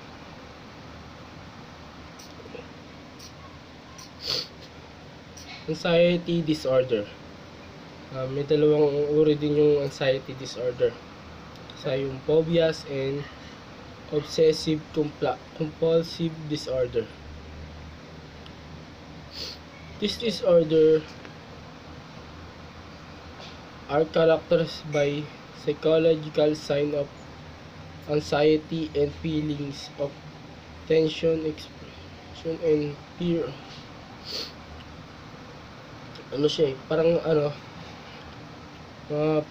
parang may mga phobia, mga takot sa mga bagay, takot sa lugar, takot sa madidilim, takot sa masikip na lugar.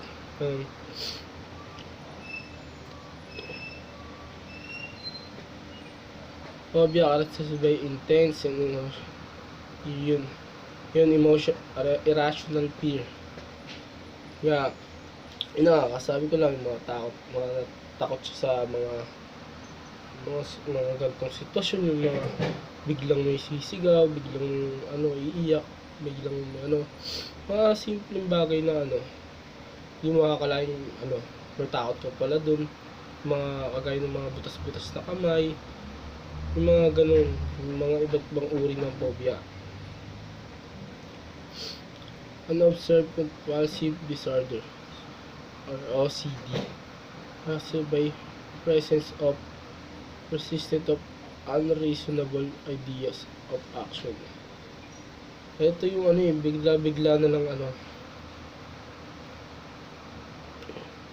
bigla-bigla na nakakaisip ng mga bagay na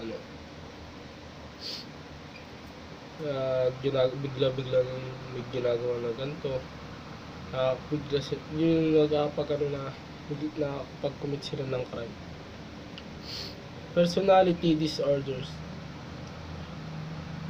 The most commonly known disorders under this category are paranoid personality disorder and antisocial personality disorder.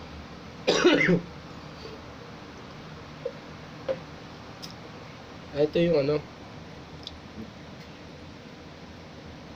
kumbaga parang tamang hinala kayo, parang iniisip mo na lagi kang tinitignan ng mga tao, para kang yung lagi kang pinag-uusapan ng mga tao, ganun.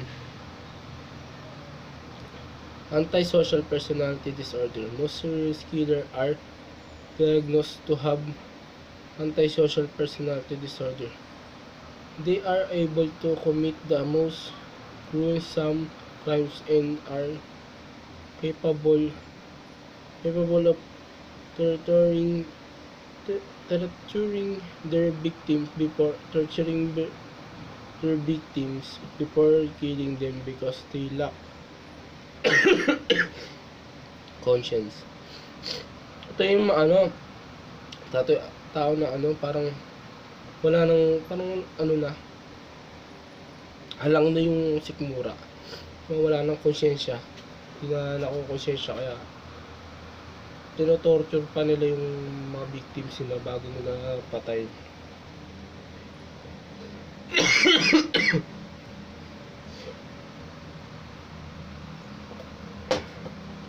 Personality disorder.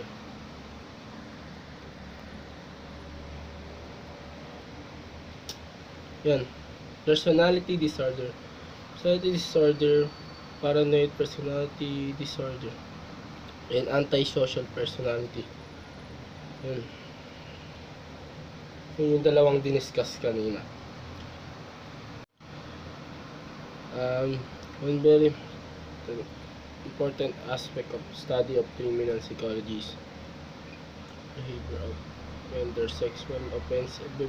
The common crimes committed against women and children by people usually means who are suffering from some form of mental disorder affects their sexual behavior, which leads them to commission of sex-related offense. Yun nga, isa na sa pinag-aara, kailangan importanteng pag-aralan yung criminal psychology dahil doon sa mga karaniwan na yung mga yung parang pag-aralan yung mga tao na mental disorder nila na parang sexual na derive sila na sexual nila, yung mga gusto nila may pagsik sa bata, ganun. Yun kaya sila nakakapag-commit ng crime.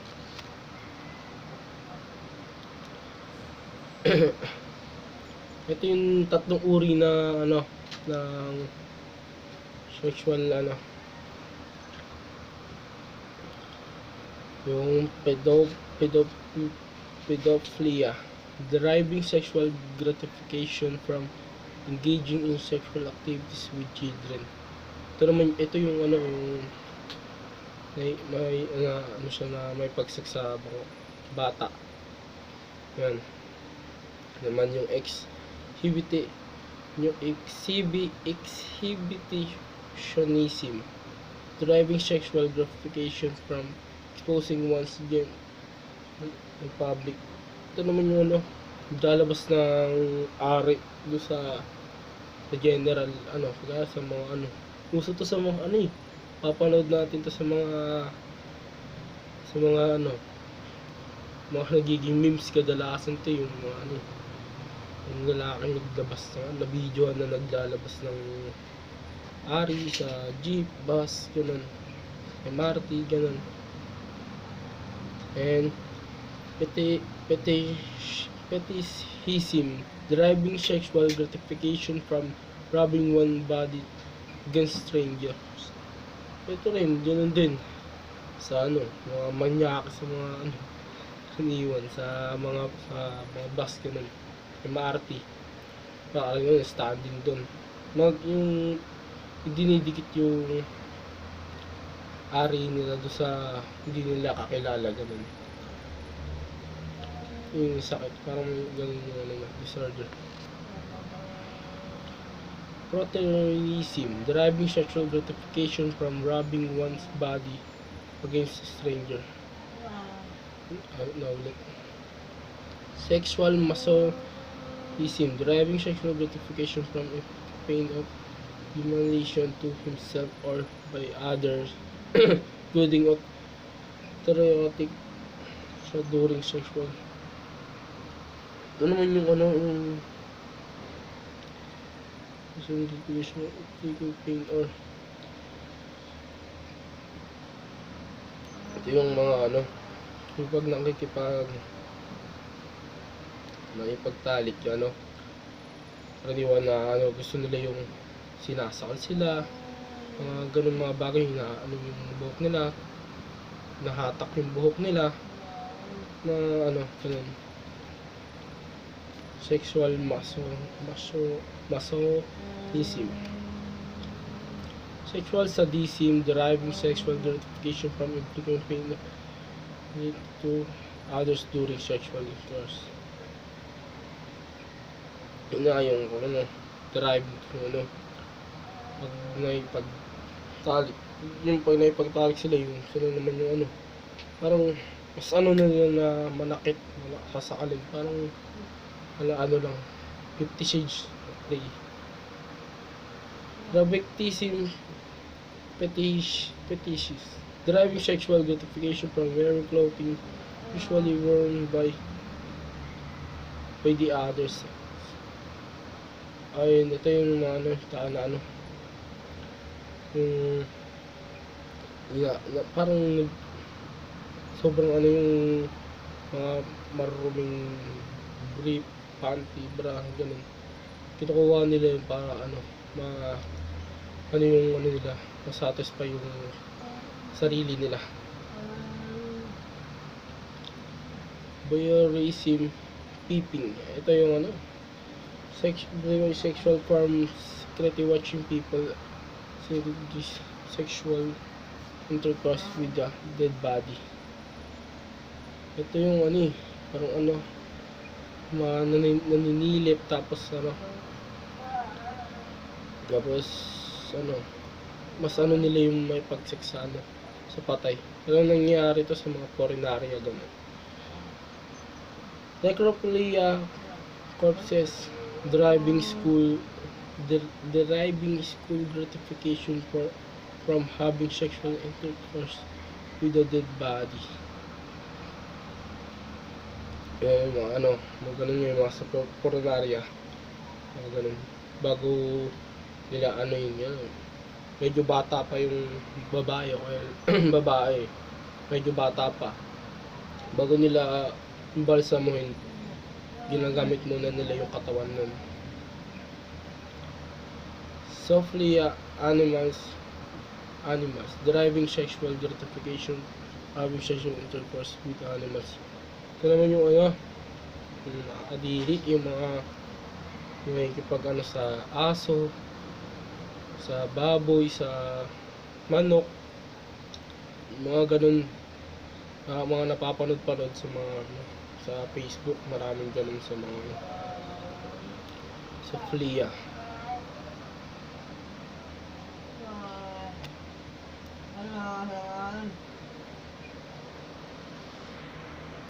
And then yun lang, maraming salamat po ma'am. Ako si Daniel Ducatiman. So, hello guys, my name is J. Irvine Chiminjala, and I would like to present to you the Chapter 9 of CRIM 101. And without further ado, let's start. The topic that we have been tackling about is all about crime typologies, or criminal typology. First of all, what is crime typologies, or crime typologies? It means the development of general summary statements concerning observed facts about a particular class of criminals.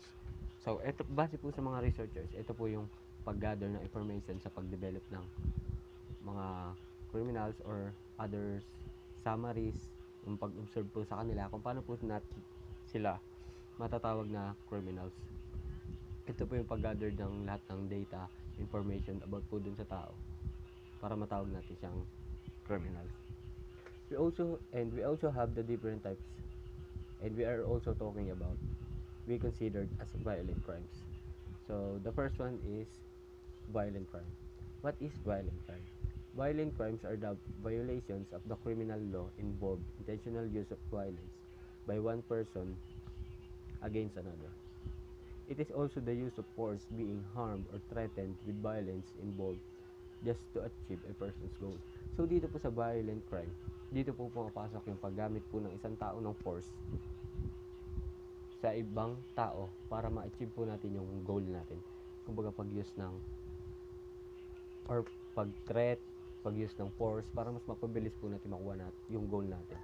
Halimbawa, pagtakot po sa tao para mas mapabilis natin makuha yung kailangan natin or gusto nating makuha sa kanya.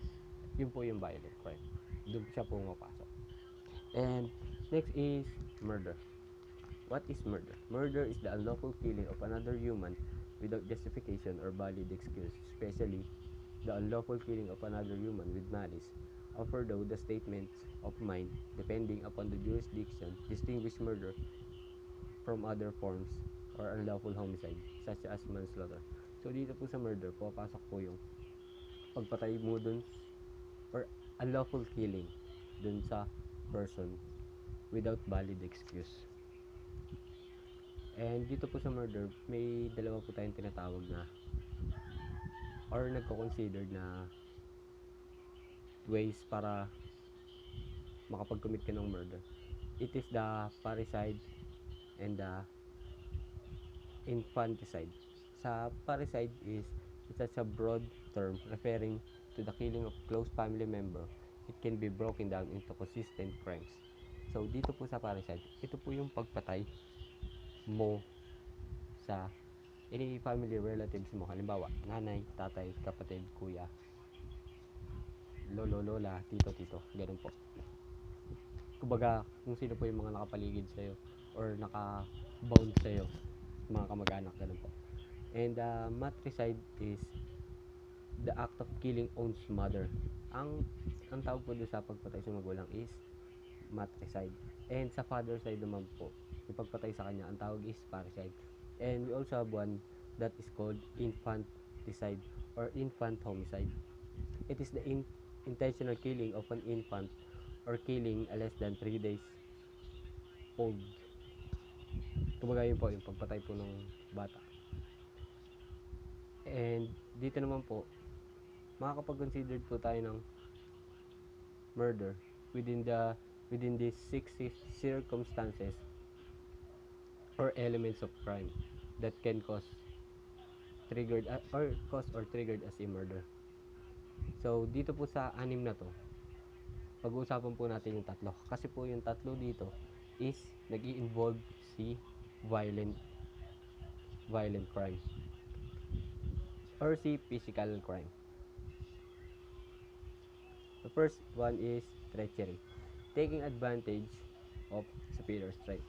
The reference means it's always imitating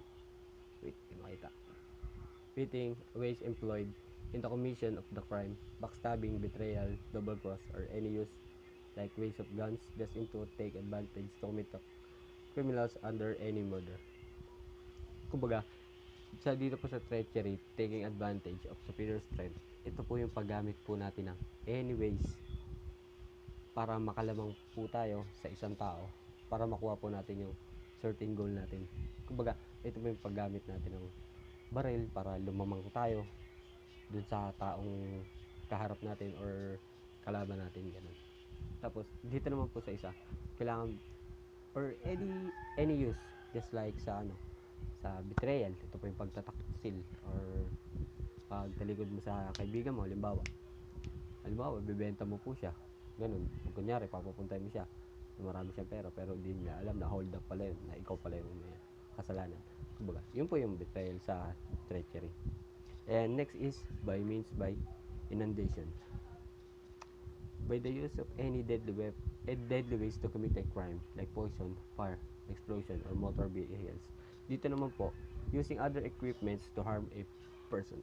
Kumbaga, ito po yung paggamit mo, tulad na po ng poison. Ito yung paglason mo sa kanya, pagsunog mo. Kumbaga, paggamit mo ng any ways para makapag-commit ka ng crime.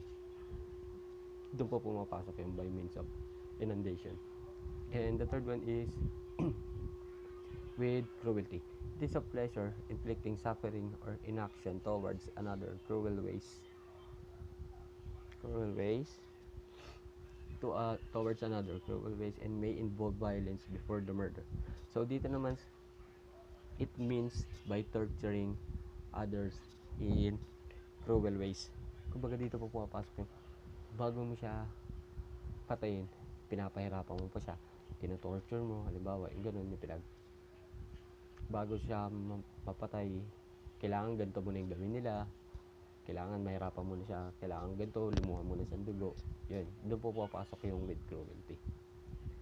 And next, now we are talking about the kinds of murder. So, ito po yung mga sample ng murder. The first one is mass murder. It is the killing of several persons at one location at the beginning and ends with a few minutes or hours. Example, by planning or suiciding that may affect people in one places. So, dito na nga po papasok yung mass murder. Kumbaga, mass murder, sa pangalan pa lang mass, ibig sabihin parang pangmaramihan na. Dito po sa mass murder, to commit a immediate killing para sa mabilisang paraan. Kumbaga, ito po yung pagpatay mo sa mga tao ng kumbaga ng isang go lang, halimbawa ganun, katulad po ng mga suicide, yan, yung pupunta po sa mall tapos bigla pong papasabugin, and which is kasama rin po sila dun, kumbaga makapag-commit sila ng mabilisang crime na pangmaramihan. So ang mass murder is divided in two types. Una po is those who choose a specific target. Kumbaga ito po yung pinipili nila yung mga taong tatargetin nila. Halimbawa po, mga gusto nilang mamatay, ganun, or may mga kasalanan sa kanila, or nagkakos sa kanila ng stress sa paligid nila, kung baga yun po yung gusto nilang mawala. And next is attacking having no connection. It means a person belongs to any groups that the killer dislikes or just fraternity or prostitutes. Kumbaga ito po yung pagpatay mo, pero hindi ka naman sa kanila. Kumbaga, hindi ka galit sa kanya, pero galit ka lang kung nasan siya. Ganun po. Kumbaga, tawag dito. Halimbawa, yung sumali siya sa fraternity. Wala naman siyang sa'yo, pero ayaw mo dun sa grupo niya. Yun, yung mga ganung example po. Tapos halimbawa po sa mga prostitutes, kumbaga naiisip mo, masyado silang, kumbaga, di tama yung ginagawa nila. Kaya, nakakapag-commit po sila ng ganun. Yun po yun. Next is the spree murder. Spree murder is the killing of several people at different locations over a period of several days. Spree killers move from victim to victim fairly rapid succession, and spree murders are usually committed with the use of firearm, which makes it possible to kill several victims at specific time and date. So sa spree murders, ito po yung killing of several people at different locations over a period several days in both. Kumbaga ito po yung pagpatay mo ng tao.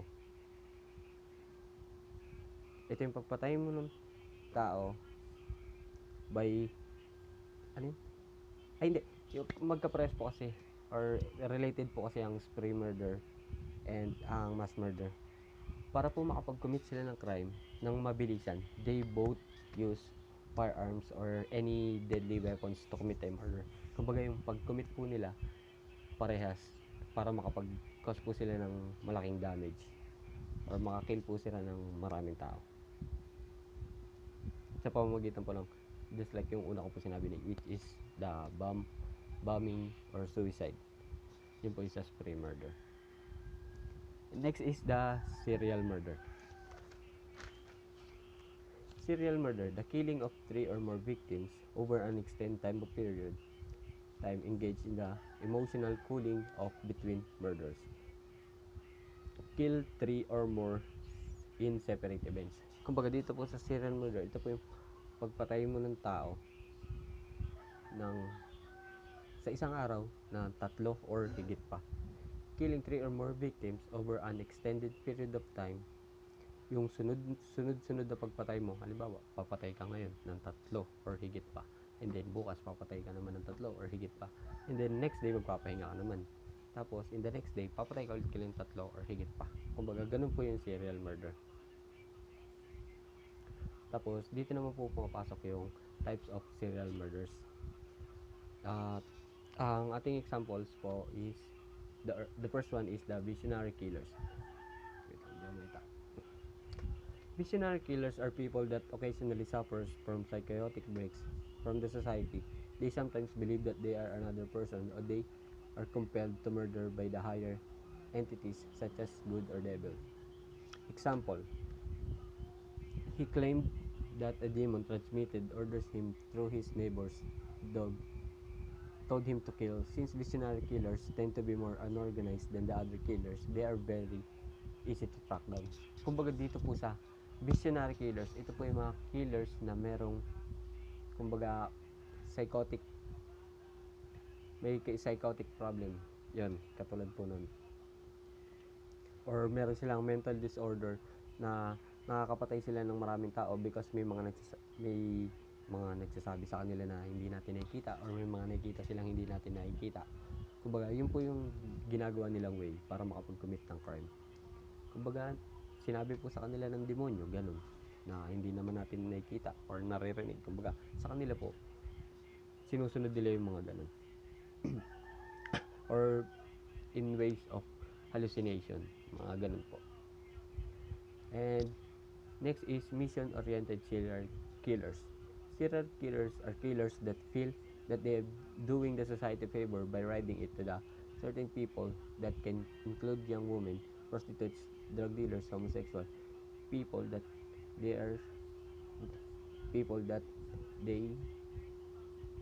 can include society could do without.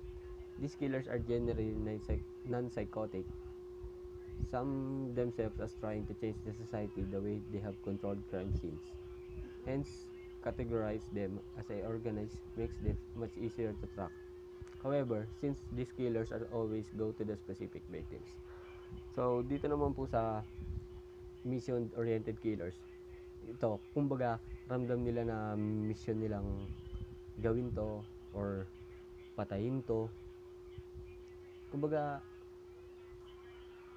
wala po silang psychotic, or wala po silang mental disorders, hindi po sila wala po silang sakit sa pag-iisip, gano'n. Kumbaga sa sarili lang po nila to na parang kailangan ko tong gawin para mas maayos tong lugar na to or mundo to. Kumbaga kailangan kong patayin yung mga ganito, mga ganyan. Katulad po ng mga prostitutes and mga homosexual, ganun po. Kumbaga, doon po sila nagbe-base na kailangan nilang gawin to para makamit nila yung goal nila. Tas next po is hedonistic serial killers. Serial killers that may see outsmarting the law or some sort of amusement. They enjoy the attention of media, and they are also being pursued by the police. They can be distinguished from another serial killers because of the fact they send message to the others and keep detailed records of the killing. Kumbaga ito po sa hedonistic killers, ito po yung pumapatay sila for thrills. And they are self-centered psychopaths. Na iniisip nila na mas importante yung kumbaga ito po yung pagpatay nila ng ginagamitan po nila ng sexual abuse, or nire-rape muna nila yung tao bago nila patayin, kasi naniniwala po sila na mas importante po yung sexual desires nila kaysa sa buhay ng tao na papatayin nila.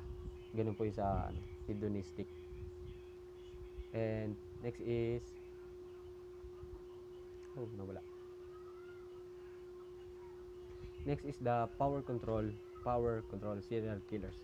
Serial killers that their enjoy victims' terror, suffering, and screaming.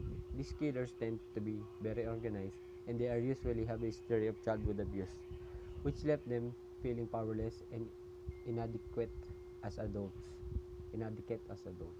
Many of these killers are also sexually abuse their victims, but they are not motivated by feeling or lust. To them, rape is simply another form of dominating the victim. Kumbaga, dito po sa power control, serial killers, both of power control serial killers and hedonistics suffers from sexual adequate. Kumbaga, dito po, yung paggamit niya po ng force. Kumbaga, and pag-rape po dun sa tao. Kumbaga, yung dito po sa power control, yung rape is parang normal na lang po siya para ma-commit po yun. Kumbaga, gagawin niya rin po yun pagkatapos papatayin nila po yung victim. And next is mutilation and physical injuries. So, dito po, and first is mutilation. Talk about mutilation. So, what is mutilation? Or maiming. For the Latin word mutilus is cutting or causing injury to a body part of a person so that the part of the body is permanent damage, detached, or disfigured. Kumbaga dito po yung pumapasok yung pag-cut or pagputol mo sa parts ng isang tao that can cause a serious damage. Halimbawa po, pagputol ng daliri, pagputol ng paa, or yung iba po na nababalitaan natin is yung pagputol ng ari ng lalaki. So, yun po yung mutilation. And then, next one is physical injury. Dito naman po sa physical injury, with intent to cause a physical injury to another person, he or she cause such an injury to such a person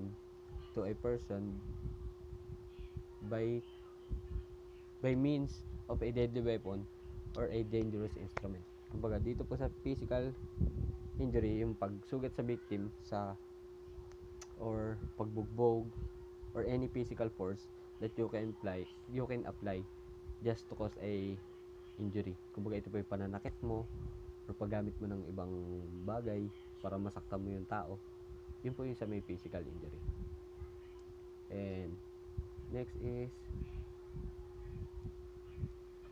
and our next topic is rape.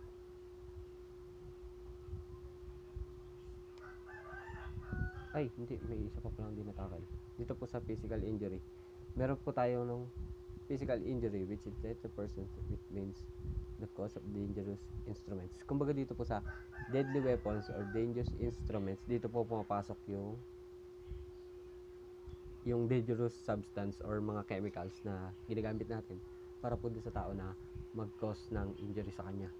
Using poison or injecting dangerous drugs to a person that can cause physical injury, internal or external. Kumbaga ito po yung pag ano mo ng lason sa kanya, ng pagturok mo, ganun. Kumbaga magkakos ka pa rin sa kanya ng physical injury sa internal or external. Kasi pag sa loob, internal plus external, kumbaga sa loob at labas ng katawan ng tao. Yun po yung mga nagkakos ng physical injury. And next we have is rape. So in the rape, the U.S. Federal Bureau of Investigation or FBI defines that the carnal knowledge of a female body forcibly against her will. Based on his definition, victims are always female. So ano nga po ba yung mga nagkukos para masabi po natin siyang rape?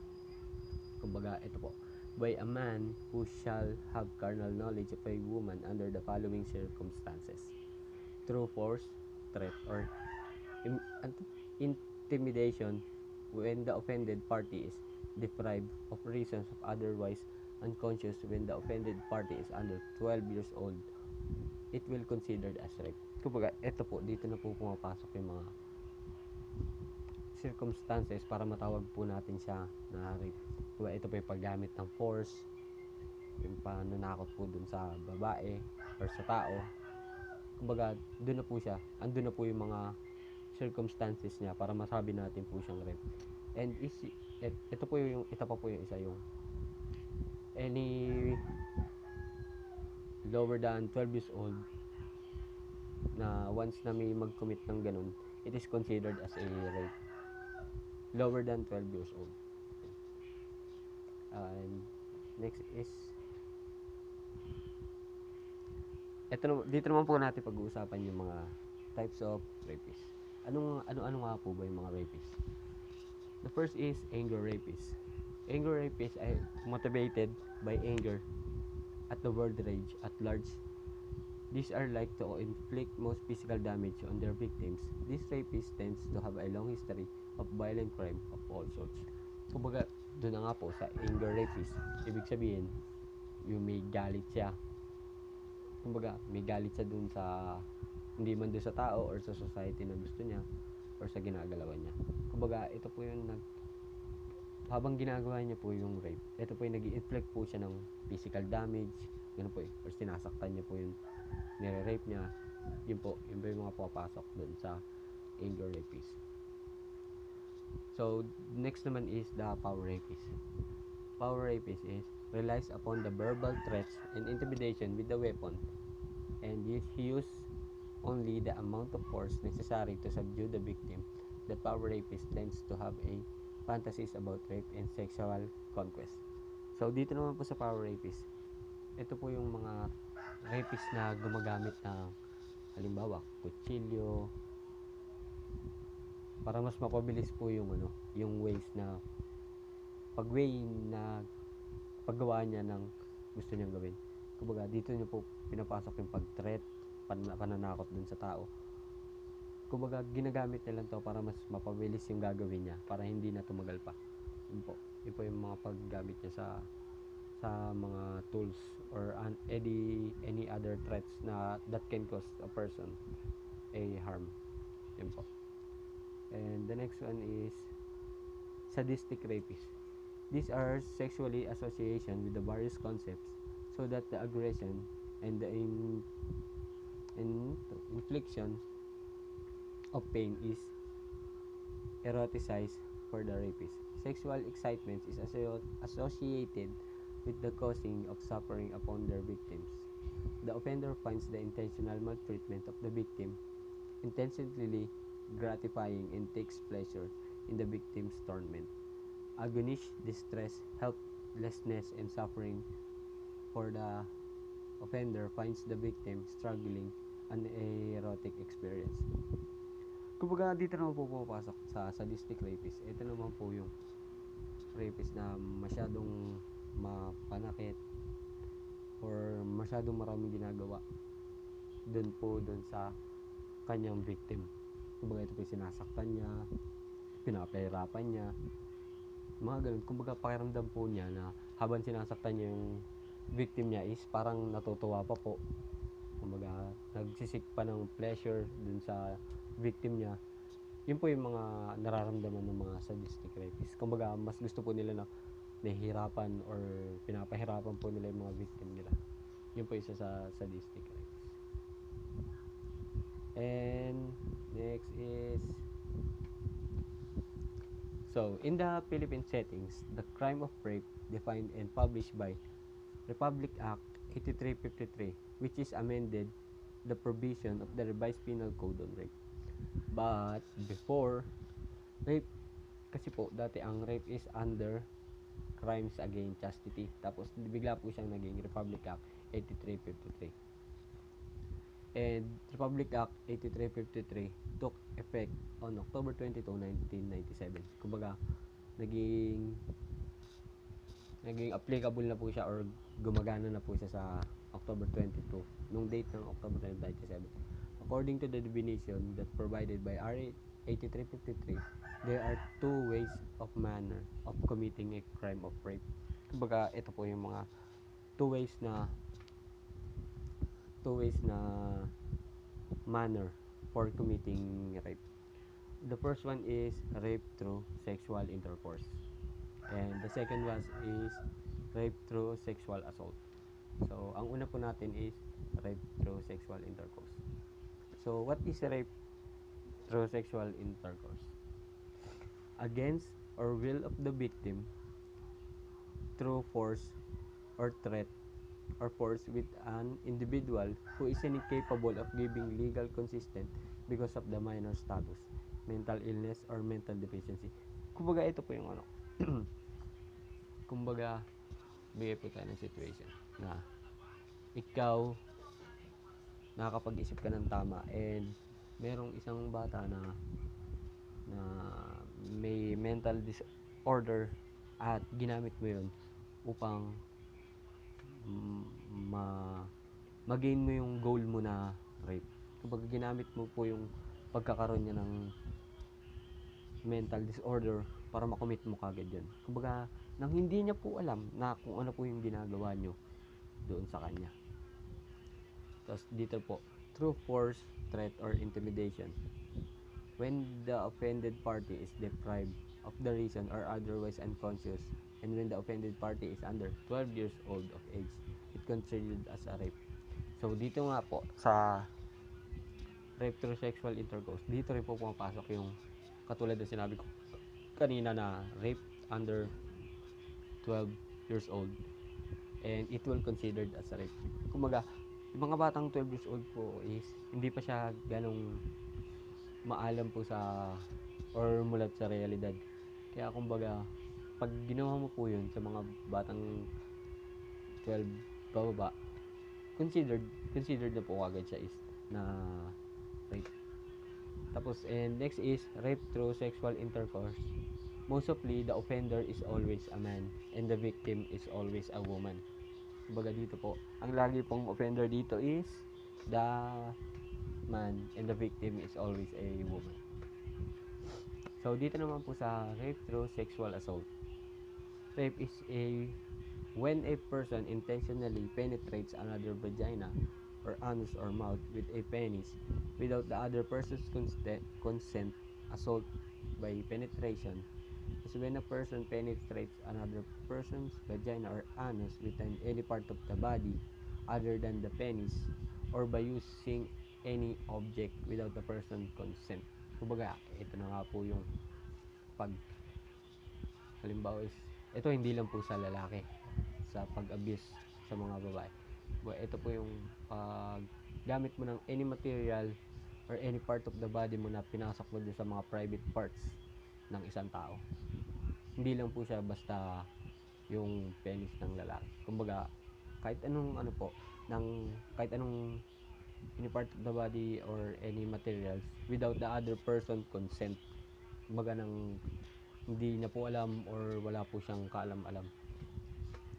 The overall definition of sexual or indecent assault is an act of physical, psychological, and emotional violations in the form of a sexual act inflicted on someone without their consent. It can involve forcing or manipulating sometimes to witness or participate in any sexual acts. Kumbaga dito nga po yung paggamit mo ng force para magawa mo yun. Kumbaga pipilitin mo sa pilitan, yun po. Yun po yung mga pumapasok sa rape through sexual assault. And dito naman po tayo sa terrorism. So, what is terrorism? Terrorism is defined as the unlawful use of force or violence against persons' property for the purpose of intimidating or coercing a government, the civilian populations, or any segment thereof in the furtherance of political and social objectives. So, ito po sa terrorism, ito po yung mga nagko-commit ng malalaking crimes or any terror doon po dun sa mga tao or nasa country or pwede rin nasa bansa. Ito po yung mga taong nagre-rebelde sa ating government. Yun po. And terrorist groups are generally are either non-state supported. Terrorist groups are autonomous and receive no significant support from the government. They generally operate independently. Kumbaga, ito pong mga terorista na to, hindi po sila sinusuportahan ng gobyerno, ng mga barangay-barangay. Kumbaga, ito pong mga tao na to is nagwo-work po sila base lang po dun sa meron sila or parang pinakapinuno nila na hindi po sila sumusunod sa government. And ano pa ba yung mga ano ng terrorist? Kumbaga yun nga po, gumagalaw po sila ng sarili nila ng sila lang yung nakakaalam. Tas wala silang natatanggap na support sa kahit ano. Kumbaga, yung support na ginagawa nila, pang sa kanila lang talaga. Sila lang. Yun, yung mga ganun po. And despite the facts that there are many definitions available from the different source and authorities, it can be said that all definitions shares the same element. These elements are, kumbaga dito po, sa kahit anong source po na makikita nyo, dito pa rin po, sa kahit anong source na makikita nyo pa rin na isa lang po yung, or merong mga ilan na ginagamit po sila na makikita nyo sa kahit anong source, which is the force or threat or yung pananakot. So ito po yung mga 6 elements na mabibigay natin. The first one is terrorism is an act that is punishable by law. So ando na nga po, which is punishable by law, nakagad sila. And number 2 is terrorists always use force, violence, threat, coercion, and intimidation to cause fear. So ito na nga po yung madalas na makikita natin sa mga terorista. Ang mga terorista madalas gumagamit sila ng force, violence, threats para mag-cause po sila ng any fear or makapagdulot po sila ng takot sa mga tao. Kumbaga, para malaman nila kung sino yung boss, yung ganun. Kumbaga, para mas malaman nila na mas upper sila sa mga tao na natatakot nila. And number 3 is terrorism always target government and civilians. So ito na nga po, kumbaga kung bakit sila nagkakos ng threat sa mga tao or bakit ang target nila is the government. Kumbaga gusto nila mabago yung government, hindi nila gusto yung government. Tapos din naman po sa may civilians, ito po yung pananakot para halimbawa sumunod po sa kanila or suportahan sila ginagawa nila para mapagsak po yung government. Yun po yung mga samples nun. And number 4 is terrorism always based on political and religious ideologies, and its aim is to spread such a political and religious ideologies to the greatest number of people. Kumbaga ito po, hindi po sila kumbaga ito, yung ba't sila nagte-terrorism, kumbaga may pinaglalaban sila. Halimbawa po yung sa political or religious, kumbaga yung halimbawa po sa religious yung God, kung ilan po ba talaga yung God, kung sino po ba talaga yung God. Kumbaga doon po nila, yun yung ginagawa nilang way para magbigay ng terror sa mga tao, is tinatakot nila para maniwala yung mga tao na isa lang yung God, na sa amin lang yung God. Yun, yung mga ganun po. And number 5 is terrorism aim to change the influence people to embrace the terrorist groups, political and religious ideologies. So ito na nga po yung pagkakos natin ng harm sa mga tao para i-embrace nila yung terrorism or ginagawa ng terrorist tungkol po dun sa mga political and religious ideologies nila. Kumbaga yung halimbawa sa mga god and sa government na gusto nilang mangyari na against sa kanila. Kumbaga yun po yung mga gusto nila na itatak sa isip ng mga tao na kumbaga tanggapin sila, na tulungan sila para mabago po yung lugar or country nila. And number 6 is terrorism is motivated by the desire to overturn those who are in the power and have to replace by one of their own. Kumbaga ginagawa po ito ng mga terorista para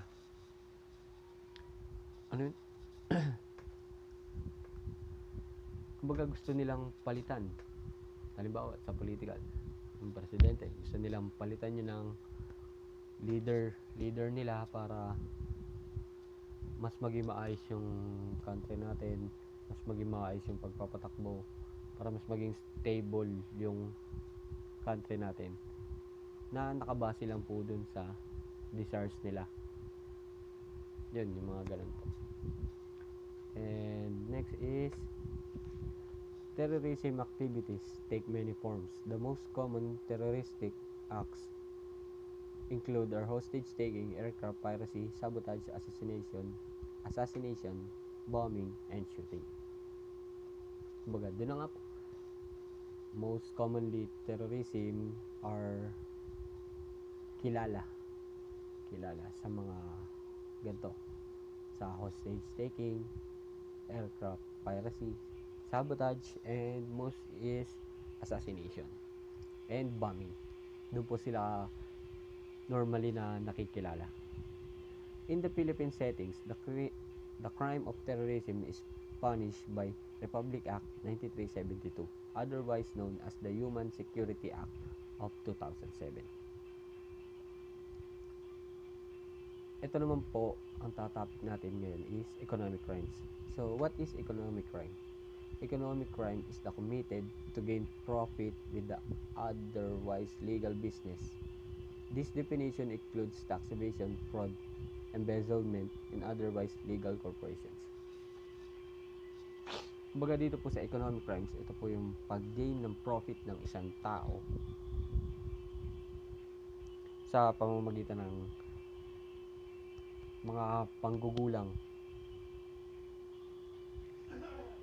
sa ibang tao para mas malaki po yung mag-gain niya kaysa dun sa mga kasabayan niya lang din po tao. And the first one is the white collar crimes. White collar crimes, ito po pala yung mga example: white collar crimes, organized crimes, and cyber crimes falls under typology and economic crimes. Kumbaga ito po yung mga samples nun ng mga panglalamang or mga crimes na nangyayari sa ating society. And the first one is the white collar crimes. So what is white collar crimes? White collar crimes refers to the non-violent crimes committed through deceptive practices for the purpose of financial gaining. Typically, white collar crimes are committed by business people who are able to process large amount of money.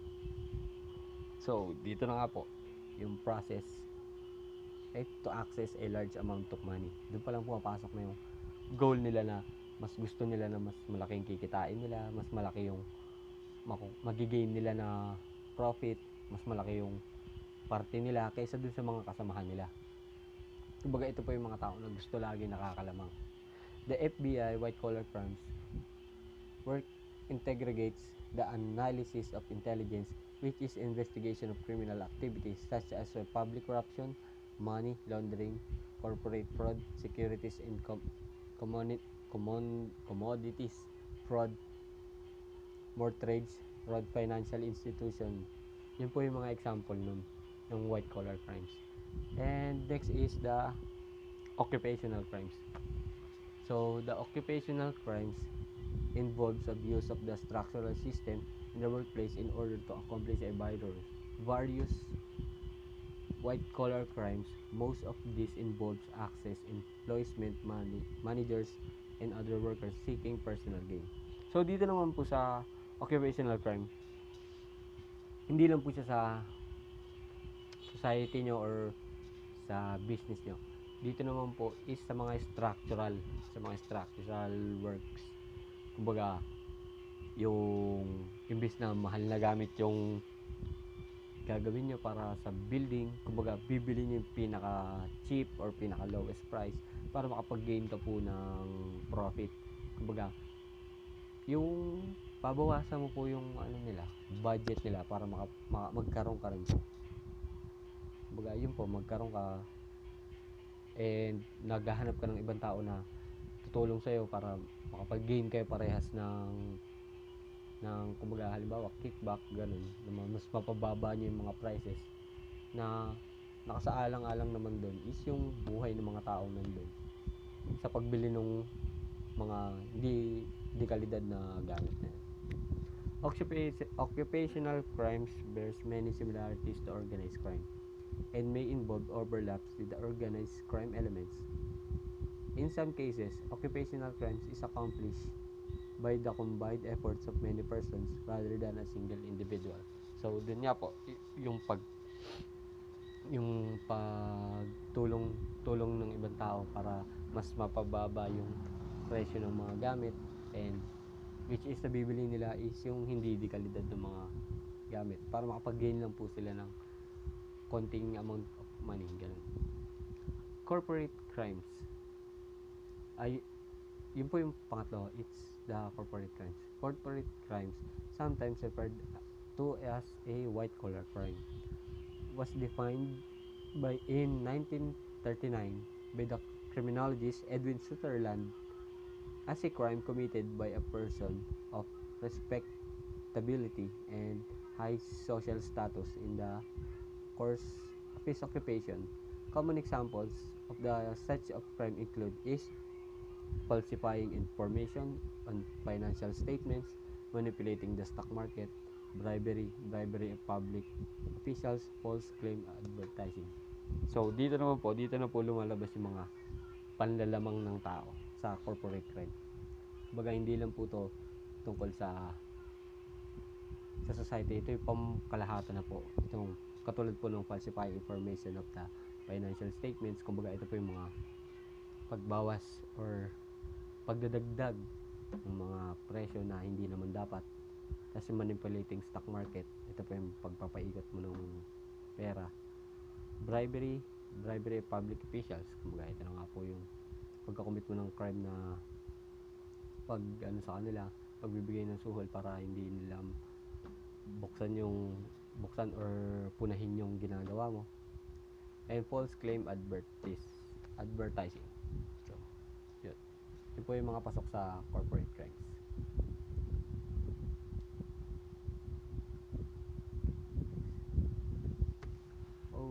Nagkamali ata ako ng type. It is organized crime. So, organized crime po yun. Nagkamali lang po ako ng type. As early as 1969, a definition was formulated by Donald Cressy, which was adopted by the U.S. Bureau of Investigation or FBI. The FBI defines a criminal enterprise as a group of individuals with an identified hierarchy or comparable structure engaged into significant criminal activity. These organizations often engage in multiple criminal activities and have extensive supporting networks. The terms of organized criminals enterprise are similar, often used of synonymously. However, the various federal criminal statutes specifically define the elements of an enterprise need not to be proven in order to convict individuals or group individuals under statutes. Yun po yung sa mga organized crime. So, dito naman po, ito po yung mga characteristics ng organized crime. The first one is organized crime have no political or religious ideologies. Kumbaga, ito pong mga tao na to is, yun, tukol lang nga po dun. Wala silang religious or social ideologies. And number 2 is the primary purpose of organized crime groups is to gain momentary profit through illegal activities. Kumbaga ito po, nakuha po yung mga profits nila by the way of illegal means, just like yung mga halimbawa po natin na illegal drugs, yung mga ganyan, illegal activities. Kumbaga, mas gusto po nila nakuha yung profits nila sa pamamagitan ng mga illegal activities. So, sa number 3 is organized crime is nakalimutan ko yung basa dito. Hierarchical, meaning it follows an organized structure where there are clear lines of authority. So, sa number 4 is organized crimes are committed by a wide complex of network of people working together yet separately in several locations. Kumbaga, ito nga po sa organized crime, hindi lang po iisang tao yung gumagawa. Kumbaga, marami po sila. Yung marami na yun, hindi lang po sa isang location. Kumbaga, kalat-kalat po sila over sa country or sa buong bansa. Kumbaga, yun po, pag gumagawa sila, hindi lang po isang source lang, mga katulad nun. Kumbaga, maramihan sila and magkakalayo para mas malawak po yung sakop nila. And number 5 is organized crime employ the force of violence and intimidation in their operation and activities. So, yun nga po. Halimbawa, pag sa organized crime, nagkakos din sila ng force or pananakot para mas maging effective po yung mga ginagawa nila. Kumbaga, nasa isip nila kapag hindi sila natakot, parang hindi mag-work tong gagawin natin. Kumbaga yun, gumagamit po sila ng violence or force dun po sa mga tao. And the number 6 is the activities of organized crime groups encompass a variety of illegal activities which drug trafficking, prostitution, gambling, money, and laundering. So dito na nga po sa 6, dito na po pumapasok yung mga ginagawa nila or ginagawa nila para makapag-gain ng profit.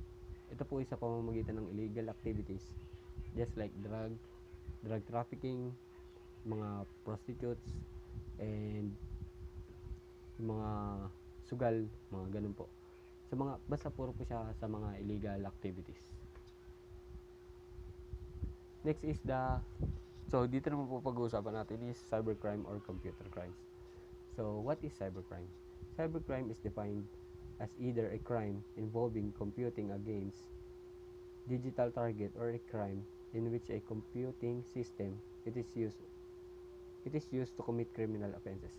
So, ito na nga po yung kumbaga naririnig natin na madalas na cybercrime na ito po yung mga pambubuli, yung mga paggamit bilang threat sa mga tao para malaman po na ay may hawak ka po sa kanila na hindi mo pwedeng ilabas sa public. Kumbaga dapat private lang yun pero tinatakot ka niya para bigay yung mga gusto niya. Yun po yung cybercrime. Tapos dito naman po, wait lang, balik tayo.